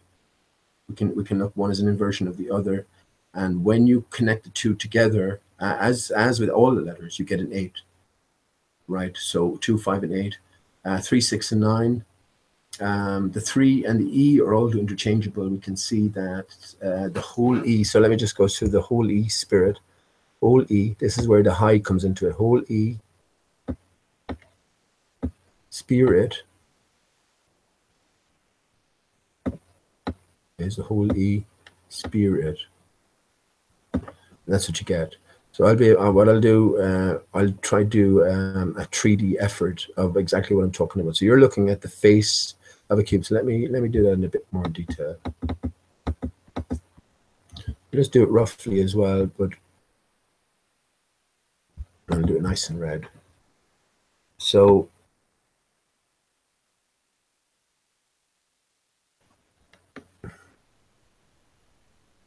I'm just doing this quick hand. You have the whole E, spirit, right? These are the crossbars of the E. Now you have the Windows logo. So within that, we can see that it's composed of two parts. Let me go in a little bigger. I'll do black. Two parts. We have the I.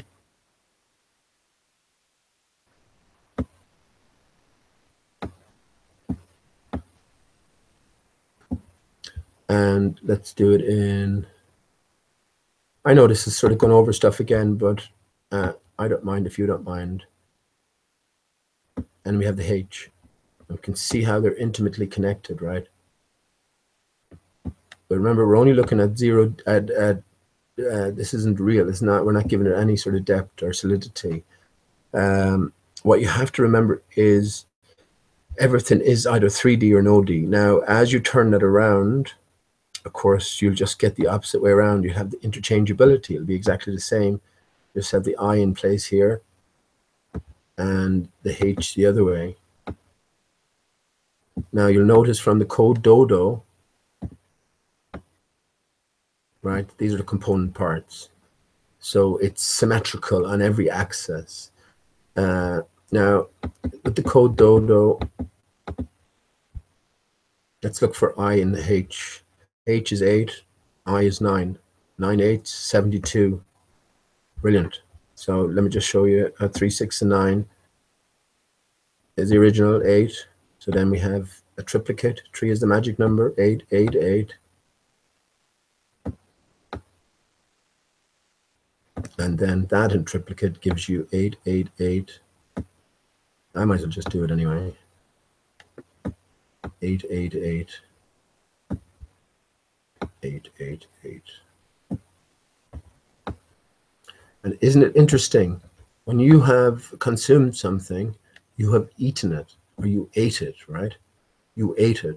So that seems to suggest to me, if you think about leaving eating or consuming in the past, you'll be closer to the 8. I think that's why it was chosen in the first place. So here we see the triplicate. So 8 is the number. 3 times 8 is 8, 8, 8, and then 3 times the 3, which gives you 3, 6, and 9, 8, 8, 8, 8. So yeah, here we have the IH. The I is 9. and the AH is 8. So that gives you 72. 72 names for God are pretty much just this group here. That's all it means. 72 TH. Let me, while it's in my brain, El Dorado, right? El, and this is a brilliant one as well. El, well, that's my top. Hang on, let me get rid of that. That's my top Dodoism. I don't think that'll ever be beaten. Simple as that. El Dodo, Ra, and I have some very interesting thing to say about Ra. El Dodo Ra.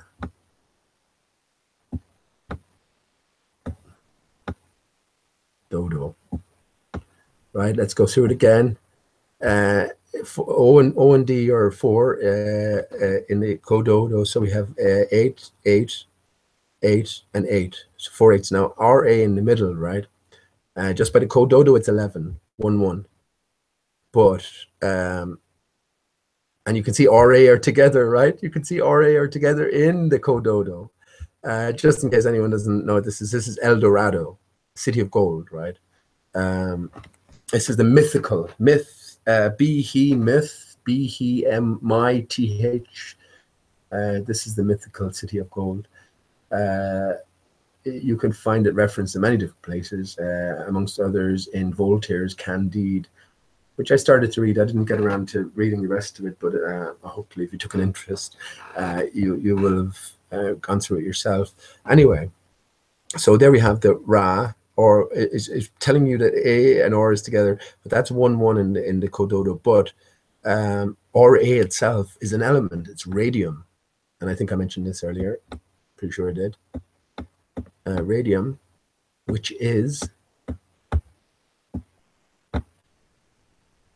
the 88th. And look what I do here, 88th element, right? So if we stick in the 88th element for for Ra, we have Dodo 88 TH Dodo, which is 88 88 88 6 8s, and the TH. Now the T is 3, right? The T is 3 and the H is 8.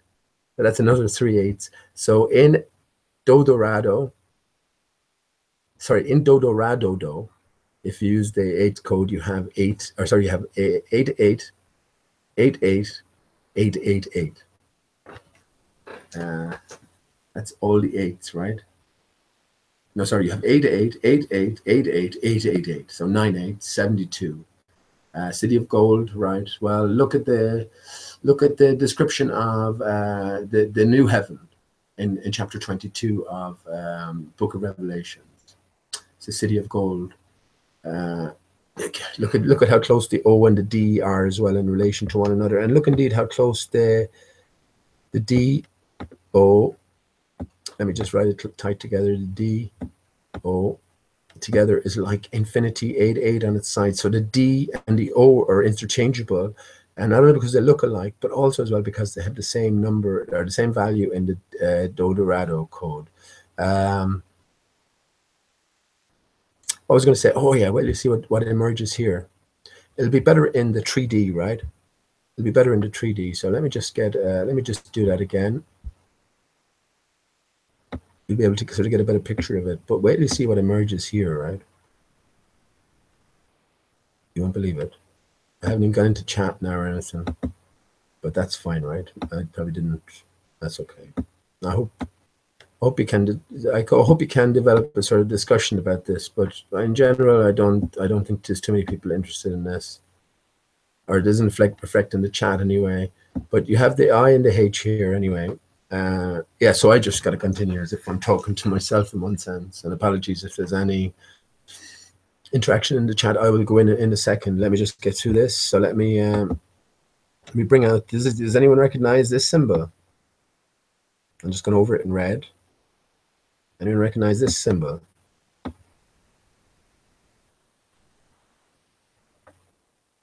What do you reckon? What do you reckon, right? Of course, we recognize that as the swastika, which is a sign of peace, you know, and it's nothing to do with any of the labels that has been placed upon it. We can see it's an aspect of the HI, but there are posts missing, if you will. There are aspects missing, but that's what it relates to. So we can recognize that straight away. How about this? Well, it'd be clearer if I do it. If I do it like separate. Oh, hang on. What did I?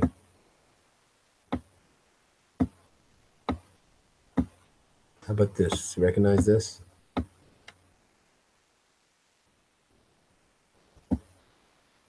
That's the Templar's Cross, right?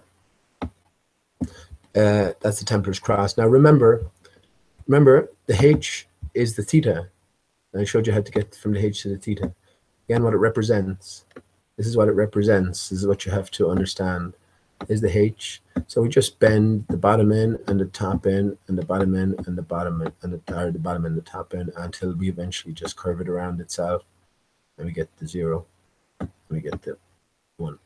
This is the X. The X is the 1 and the 0 separated. But we need, you see the crossbar. We need the crossbar. This is the thing. We understand all the 1 represents is the material, right? This is the 3-dimensional. The 0 represents is the 0-dimensional. You can't measure it.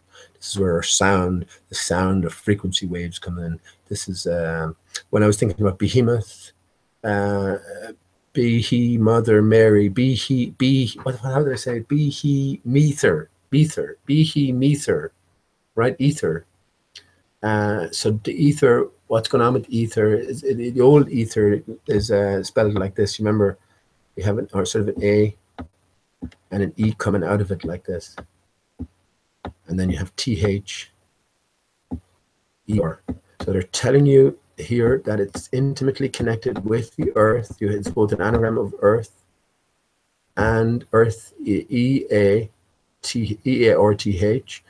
Or the A can be used as an E and it'll spell heart, sorry, ether, or else it can also be heart. So the 3 are intimately connected, and you know, we can understand that. You got to decide what the ether is, and well, I have other thoughts on that now. Yeah, I have other thoughts on that, and that's something we can connect. We can collect. This is, I think, what's happening at nighttime as well. We're sort of lying there and we're absorbing the ether in the calm, in the still. You know, it's when the sun comes along, burning its way through. Yeah, that everything is disturbed. So I think one of the big things is we have to learn about the light. I suppose in one sense, I think about it, that, you know, if we die and we see the light and we make a beeline for the light, I think we haven't learned enough. And maybe you come back and learn some more, and then you know, you realize, okay, I don't have to go to the light anymore. It's not what it's all about. And then you go elsewhere, wherever you might go. So that's the ether. What did I want to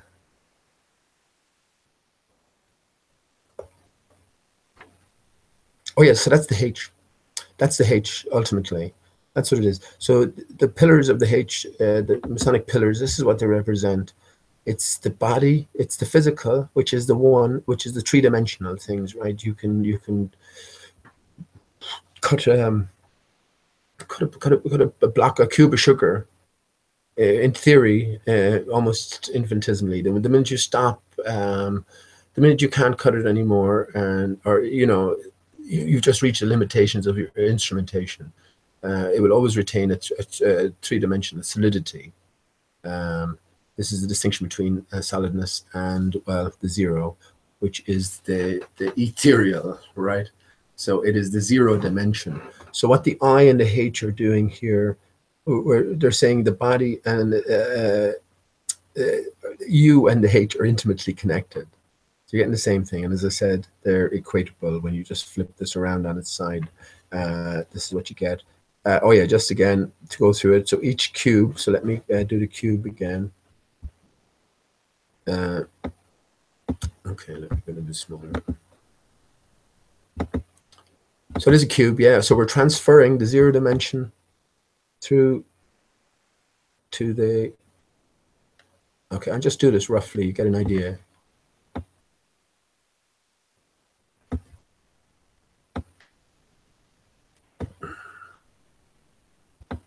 won't be able to represent this properly now,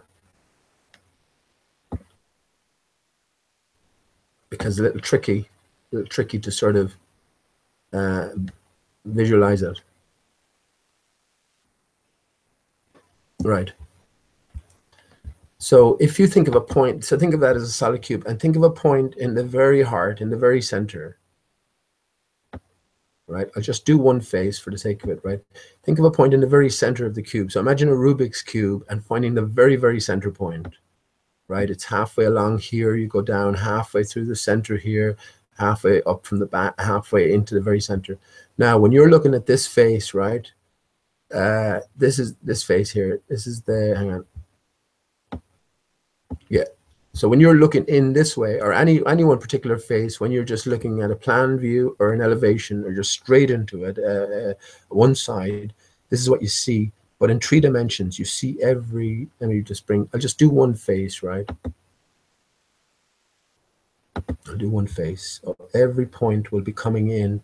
So I'm trying to draw a line from here to here, right? I'm trying to draw a line from here to here. Try to draw a line from here to here, and then draw a line. It won't make sense now, will it? It's sort of, well, if you did that with every side, okay, I'd have to do the same. Okay, let me, let's draw a point from here to here. Can't see that. Can't see that. Let me see over here. Can't see that. So here it'll be like a cross like this. Yeah, can you sort of grasp? I'll do that out. I'll do that in my own time now, out in 3 dimensions. But let me just do that a bit heavier.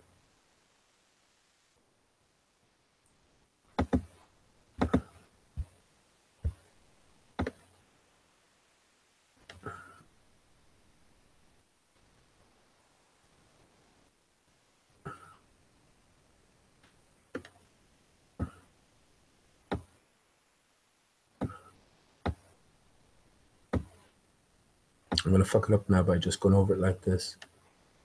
But that's the idea, to get to look at things in the 3 dimensions. So something is presented to you in 2D or 1D, then you need to extend it out. Because this is what it's all about. It's a combination of the 1D or the 0D, 0 dimension, and the 1D. One being ethereal, one being physical. So there you get it. There you have the blending of the I and the H. And again, there is no distinction between them. If you look at your keyboard, BHU8, it's telling you the same thing. It's telling you the same thing. So yeah, brilliant, brilliant. And as I say, on your keyboard as well, on the other diagonal with the H in the center, you have THM. So we have THUMB, backwards is BMUHT, BMUT, BMUT, BMUT, BMUT. So again, they're not telling you outright, they're giving you clues. You have to put the pieces together. So yeah, this is excellent. We've seen the tesseract, and one guy, Chris, I think, has a tesseract as an avatar.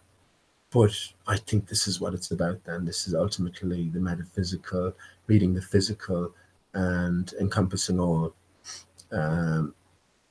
Yeah, I could talk about a lot more things, I guess, but I'll go into chat now. Just see if there's anything else I want to go through here.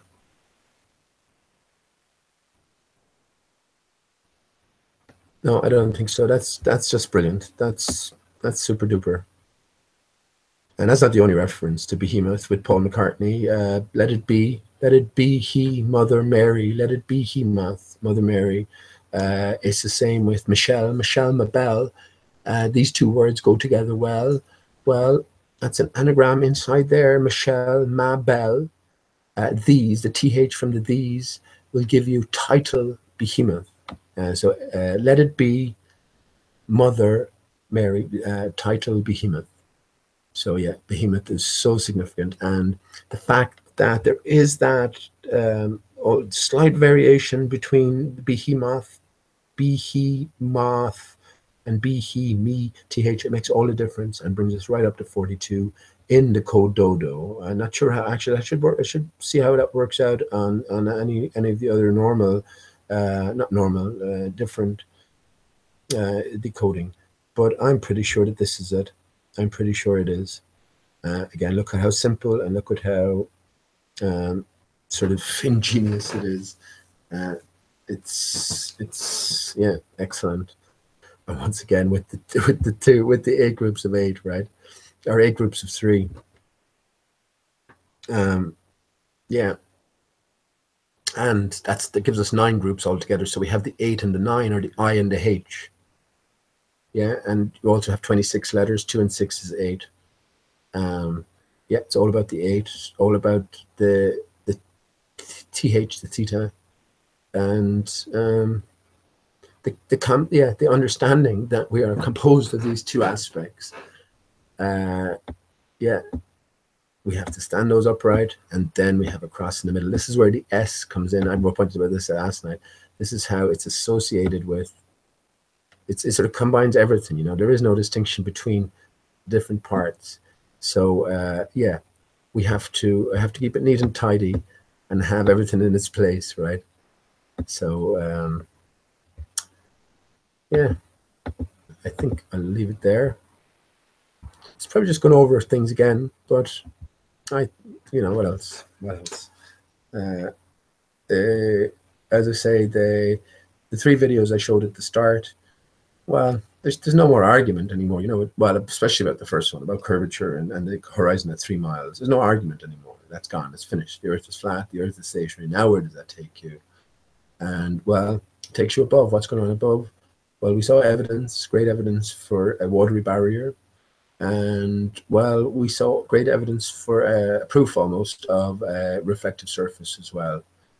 So, yeah, when you think of light show, yeah, against a reflective background, background screen, the most important thing you need to know is the contour of said screen. So, okay, I think that's about it.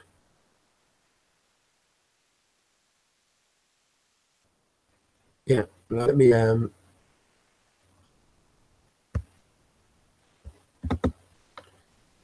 okay, let me just continue to play. Actually, I'll go back and then I'll go into chat. Then I'm sorry about that. If you wanted more interaction tonight, just play a little bit of music and have a quick cigarette and maybe stay on another 15-20 minutes.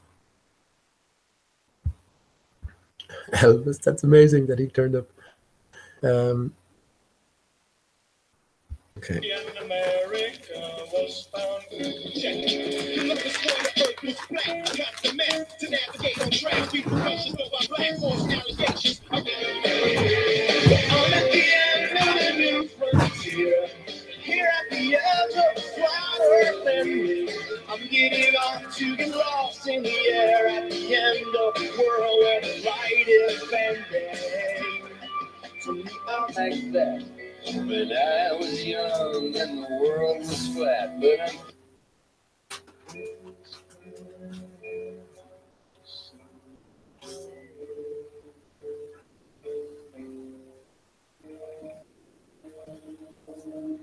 first the earth was flat,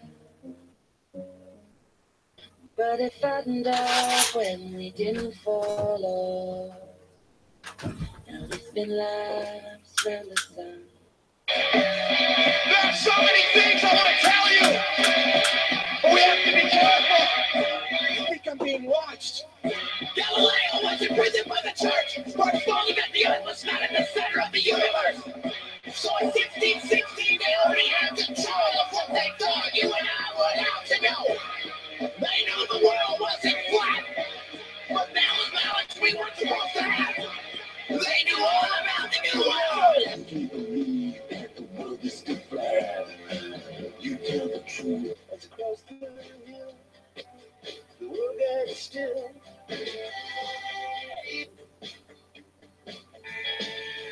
The world is flat and I still have a chance with you. Come on, understand.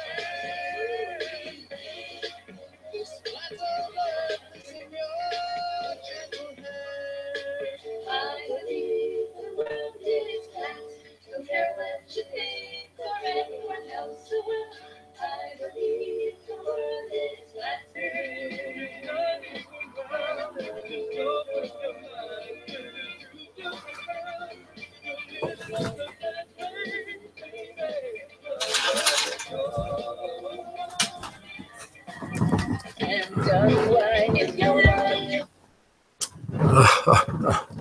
Here we land back on the dodo again, right? Look at the time.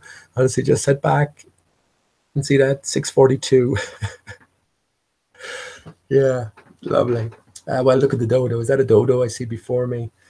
And I pointed out before as well, when you look at this grid-like map, we bring that up briefly. This is where we have to look at 3 dimensions. Let me bring that up briefly. But in a 3-dimensional sense anyway, and then we'll see things that will pop out at us. All clues along the path. And, you know, in terms of awakening, I don't know why that's there. Okay, maybe, I do, yeah, okay. Let me stop sharing and reshare. In terms of awakening, the last thing that had to come, of course, was flat Earth, because once we change our mind about our home, everything changes. So here we go. So think about it in 3D. I wish that wasn't here now. I don't know how that got there. Forget about that little patch. I was just sort of copy pasting from the Oculus this north center and see how it compared to this area here, and it compares very well indeed. Very well indeed. Anyway, forget about that. So look down. Pretend you're looking down on a real flat Earth, right? On a real flat Earth, and it is enclosed within a barrier. Well, think in terms of 3D. What shape suggests itself here? Yeah, you can see it, can't you? It's unmistakable. Well, forget about the right side, so we'll just deal with the left side. It rises low. The north center is isolated. It rises low, rises higher to the equator, and then drops again at the southern peripherals. You can just bring up any map of this yourself, and once you just stare at it for a few seconds or a few minutes, you'll see that there's a big fucking donut over the Earth. There's a big donut over the Earth, and this is also encoded in the Orlando Ferguson map. So yeah. So yeah, again, in 3D, everything is either in 3D or no D, right? So when you're presented with a picture like this, it is going to be encoded, and if you sort of attach solidity to it in your imagination, then other things will present themselves to you. So on that note, I better go into chat. For the first time, sorry about that. Well, not really, but I hope everything's going around. Go into chat. No, that seems to be coming through fine. Ah, shit. See, damn it anyway. Damn it, man. That's why I should go into chat earlier, because any good comments I miss out on. Damn it. Okay, how you doing, everybody that's here? So Shuggy, how you doing, man? Look at the number on Dodo's shirt, Otto's shirt. I think you'd pointed out about Otto before. Let's have a look. Let me see what number it might be. Oh God, it has to be 24, right? If it's Otto, it has to be 24. So I don't know. If it is it 24, let me see now. If I had to make a guess before looking at it. 4888. Dodo is 44. First name is, if his first name was, it could be 16 now, but I wonder what his first name is. So whatever his first name is, it depends. So I'm going to say 24 anyway. But 99. I never saw. What's that? It's not 44 though, is it really? That's a weird. Let me show that screen. Let me show that.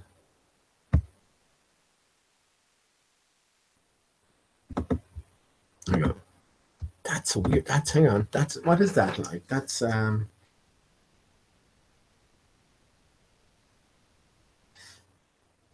Dodo, right? Let me see. I'm going to see how I'm going to work. Obviously it seems like it might be 44, but it's not quite, right?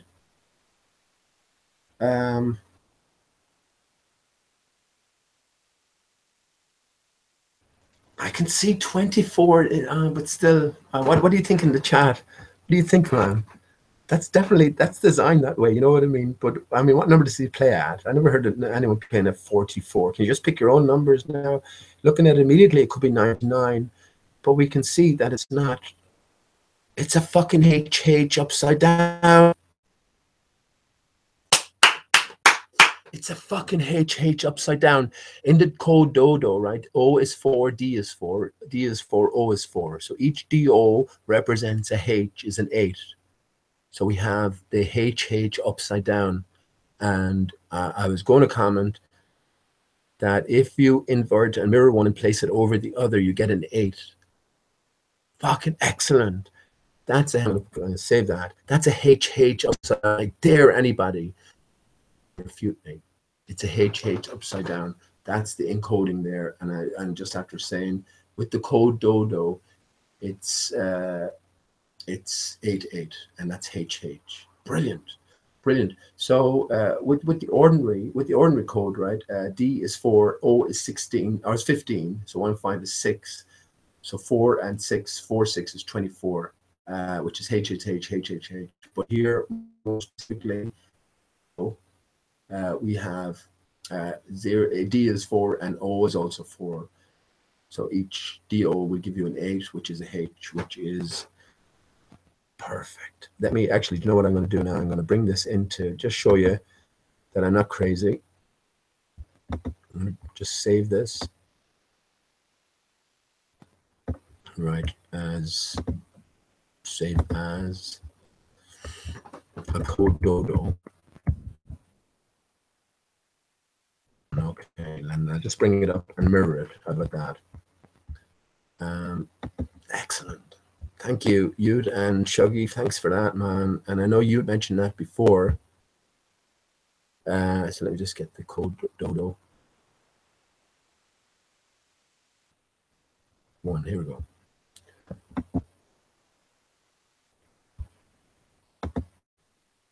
And just let me screen share.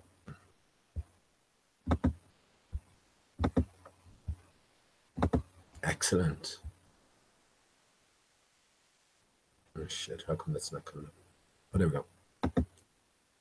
So here's the screen. Let me just flip it. Flip vertically and flip horizontally. What do you see? What do you see? What do you fucking see, man? It's a HH. It's a HH, right? There's no doubt. There's no denying that. You can't deny it, right? You just can't deny it. That's a HH. We talk about, and it's even the right way up. Look at the circles at the top, whatever they are. There's no denying that for me, anyway.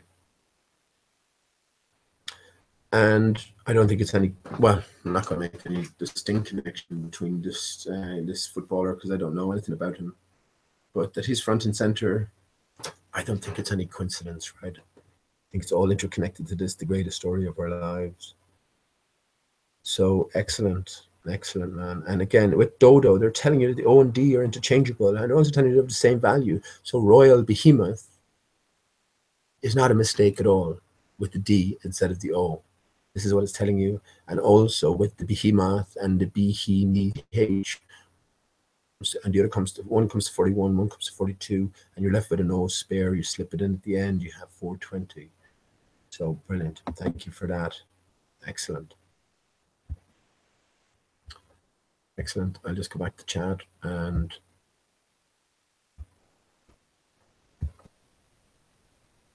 yeah. Thank you for that. Shuggy, what do you reckon yourself? What do you reckon yourself? The H, I'll just go back and just say to anybody, how you doing?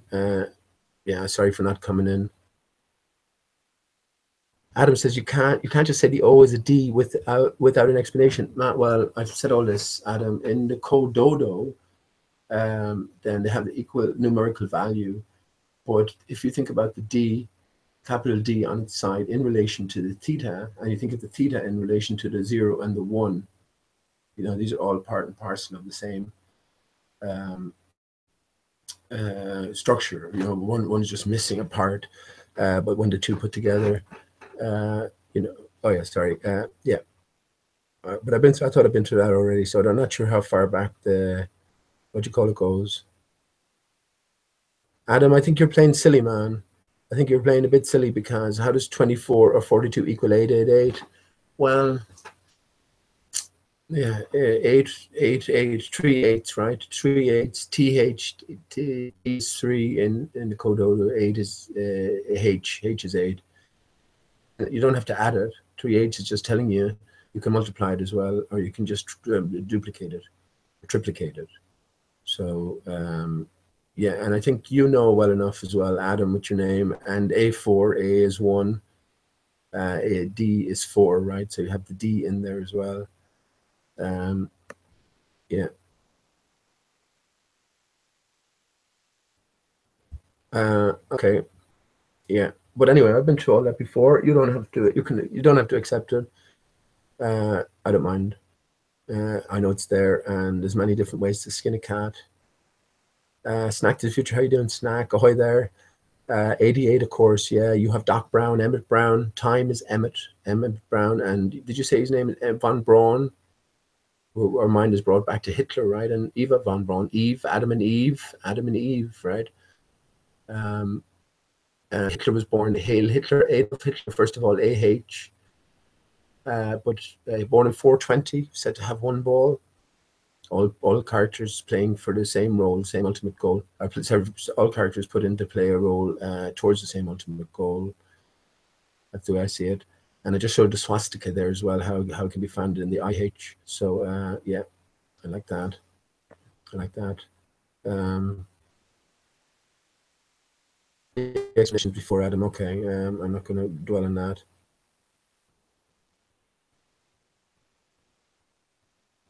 Right, excellent. Baron Bronskowicz, in excess new. I wonder what does in excess come to. Anyway, alleviate, to segregate, love your mate, don't hesitate. The number 8, we're all rotate. We all rotate. Oh, sorry, don't suffocate. All right, okay, excellent. Okay, I'm reading the chat, but that's probably from ages ago. You think it's 44, but it looks like a 99 or a GG as well. It's a H, man. It is H upside down. You did well done, man. You saw it as well. Excellent. So there you go. Well, a greater story has been told, and the dodo is intimately connected with it. I suppose look into some more of the narrative surrounding this character Dodo. I shall be loaded with clues. I will do that myself. Sorry for not answering earlier on. Yeah, that's excellent. So thank you for all your contributions there, anybody. I haven't been there from the start, so I only got the tail end of it. But I hope you can see how it's all connecting, right? And again, ultimately goes back to the state of our home, and that's where the dodo itself comes in, the face of the flat Earth. But then beyond that, there's the inner story, and that leads us on to Behemoth. And I mean, I could talk again about exactly what's going on with the Behemoth and the transfer of these fluids from the penis to the spine to the pineal, and flooding the brain, and then the heart center can, I think how it works, pump the imbued blood throughout your being. Fundamentally, as I say, though, is this understanding that there's divinity in us, there's divinity in all of us. And if there's divinity in us, then we are purely divine, right? So this is the puzzle of our lives that's been set out before us. And you can sit up and take notice, or sit back, I guess. So, sorry, Baron. All right, I apologize. Okay, sorry, you.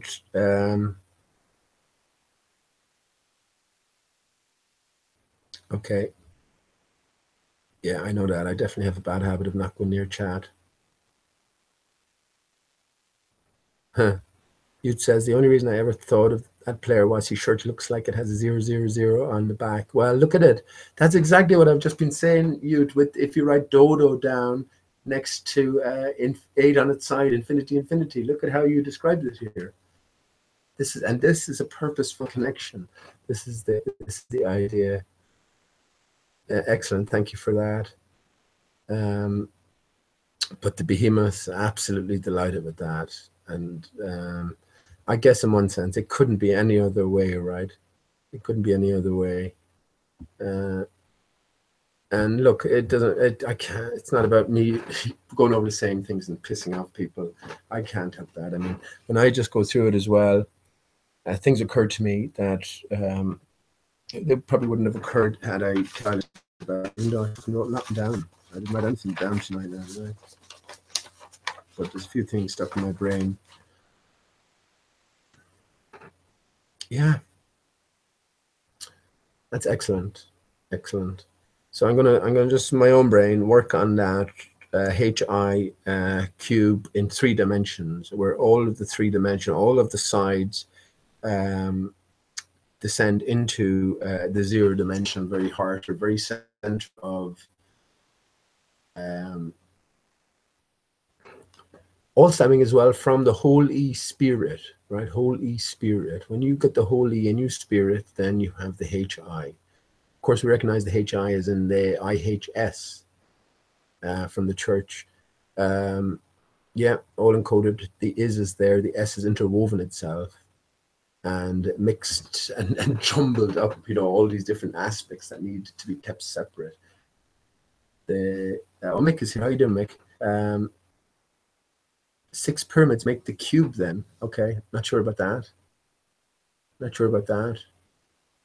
I have to think about that. The pyramid represents the A, represents the sort of the apex. This is all about the story within, you know. So it is, again, I talked earlier on about the MAD, the M, the lower regions, the A, the central regions, the D, the top, the marble arch of your head, and this is what you got to get ringing like a bell. It's below, from the crown jewels up to the crown, via this frequency vibration, and via a little bit of training, I guess. That's my best take on what's going on. So yeah, if there's nothing else, I'm going to leave you. I didn't get a chance to leave you last time with my usual, so I will do that now and maybe sing it a bit louder. And I'll sing the whole song. How about that? Whole song before, so.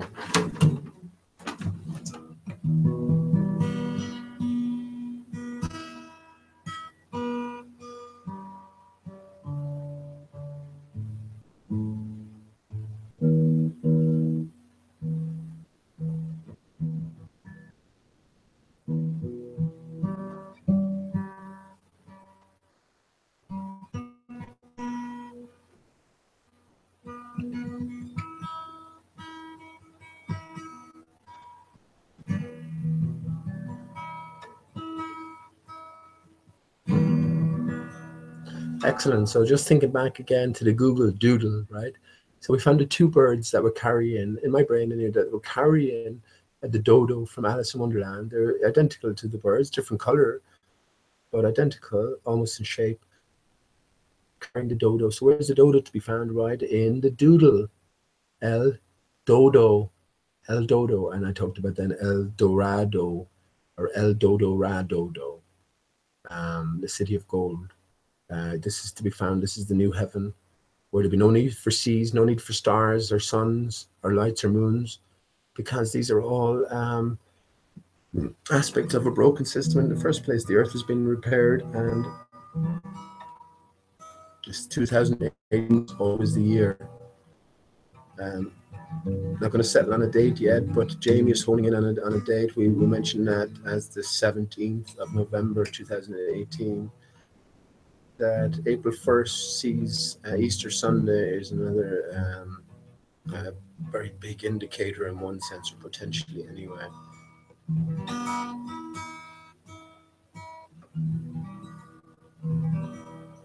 So yeah.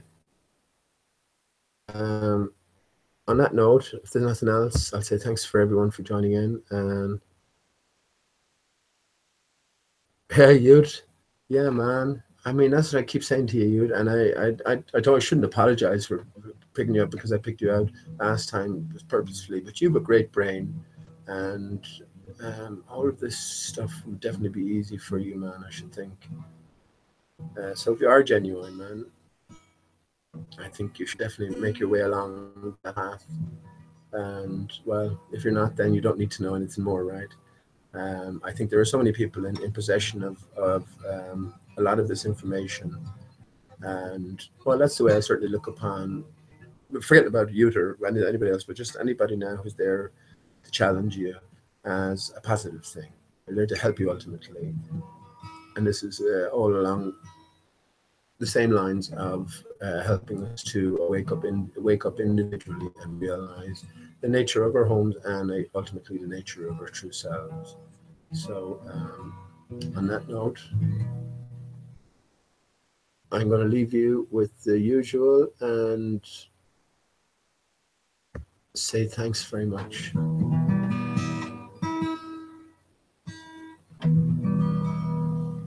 Where'd I get my plectrum?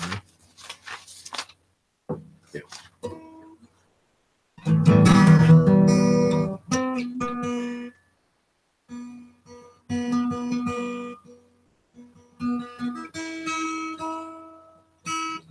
Guitars, bitch of tunes.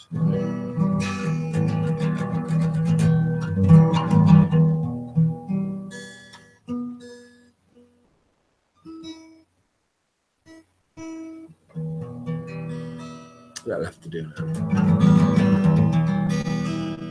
Oh, that air I spent in good company, and all the harm that ere I have done, alas, it was to none but me. And all I've done for want of words to memory now I can't recall. So fill to me the parting glass, good night, and joy be with you all.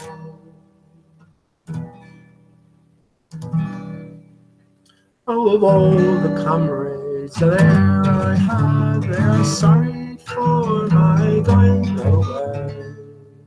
And all the sweethearts that e'er I had, they would wish me one more day to stay. But since it falls unto my lot that I should rise and you should not, I'll gently rise and I'll softly call good night and joy be with you all. If I had money enough to spend and leisure time to sit a while, there is a fair maid in town that solely has my heart because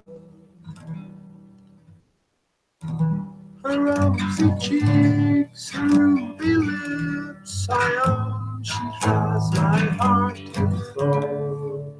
So fill to me the parting glass, good night, and joy be with you all.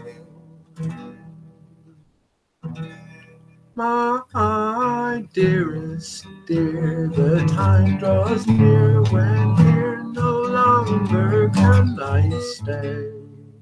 There's not a comrade I leave behind, but is grieving for my going away. But hence it has so ordered been, what is once past, it can't be recalled. Now fill to me the parting glass, good night, and joy be with you all.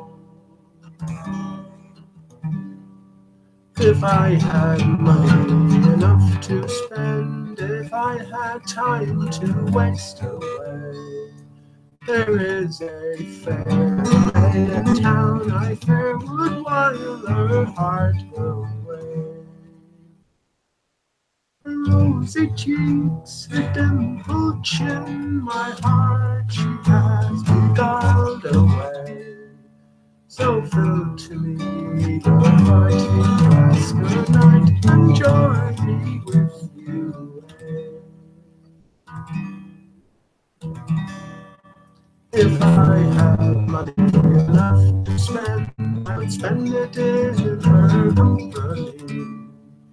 And all the harm that I have done, I hope it's pardoned I will be. And all I've done for want of it, to memory now I can't recall. So fill to me the parting glass, good night, and join me with you all. Last verse. A man may drink and not be drunk, a man may fight and not be slain. A man may court a pretty girl and perhaps be welcome back again. But since it has been so ordained by a time and a time to fall, come fill to me the parting glass, good night, and joy be with you all. Come fill to me the parting glass, good night, and joy be with you.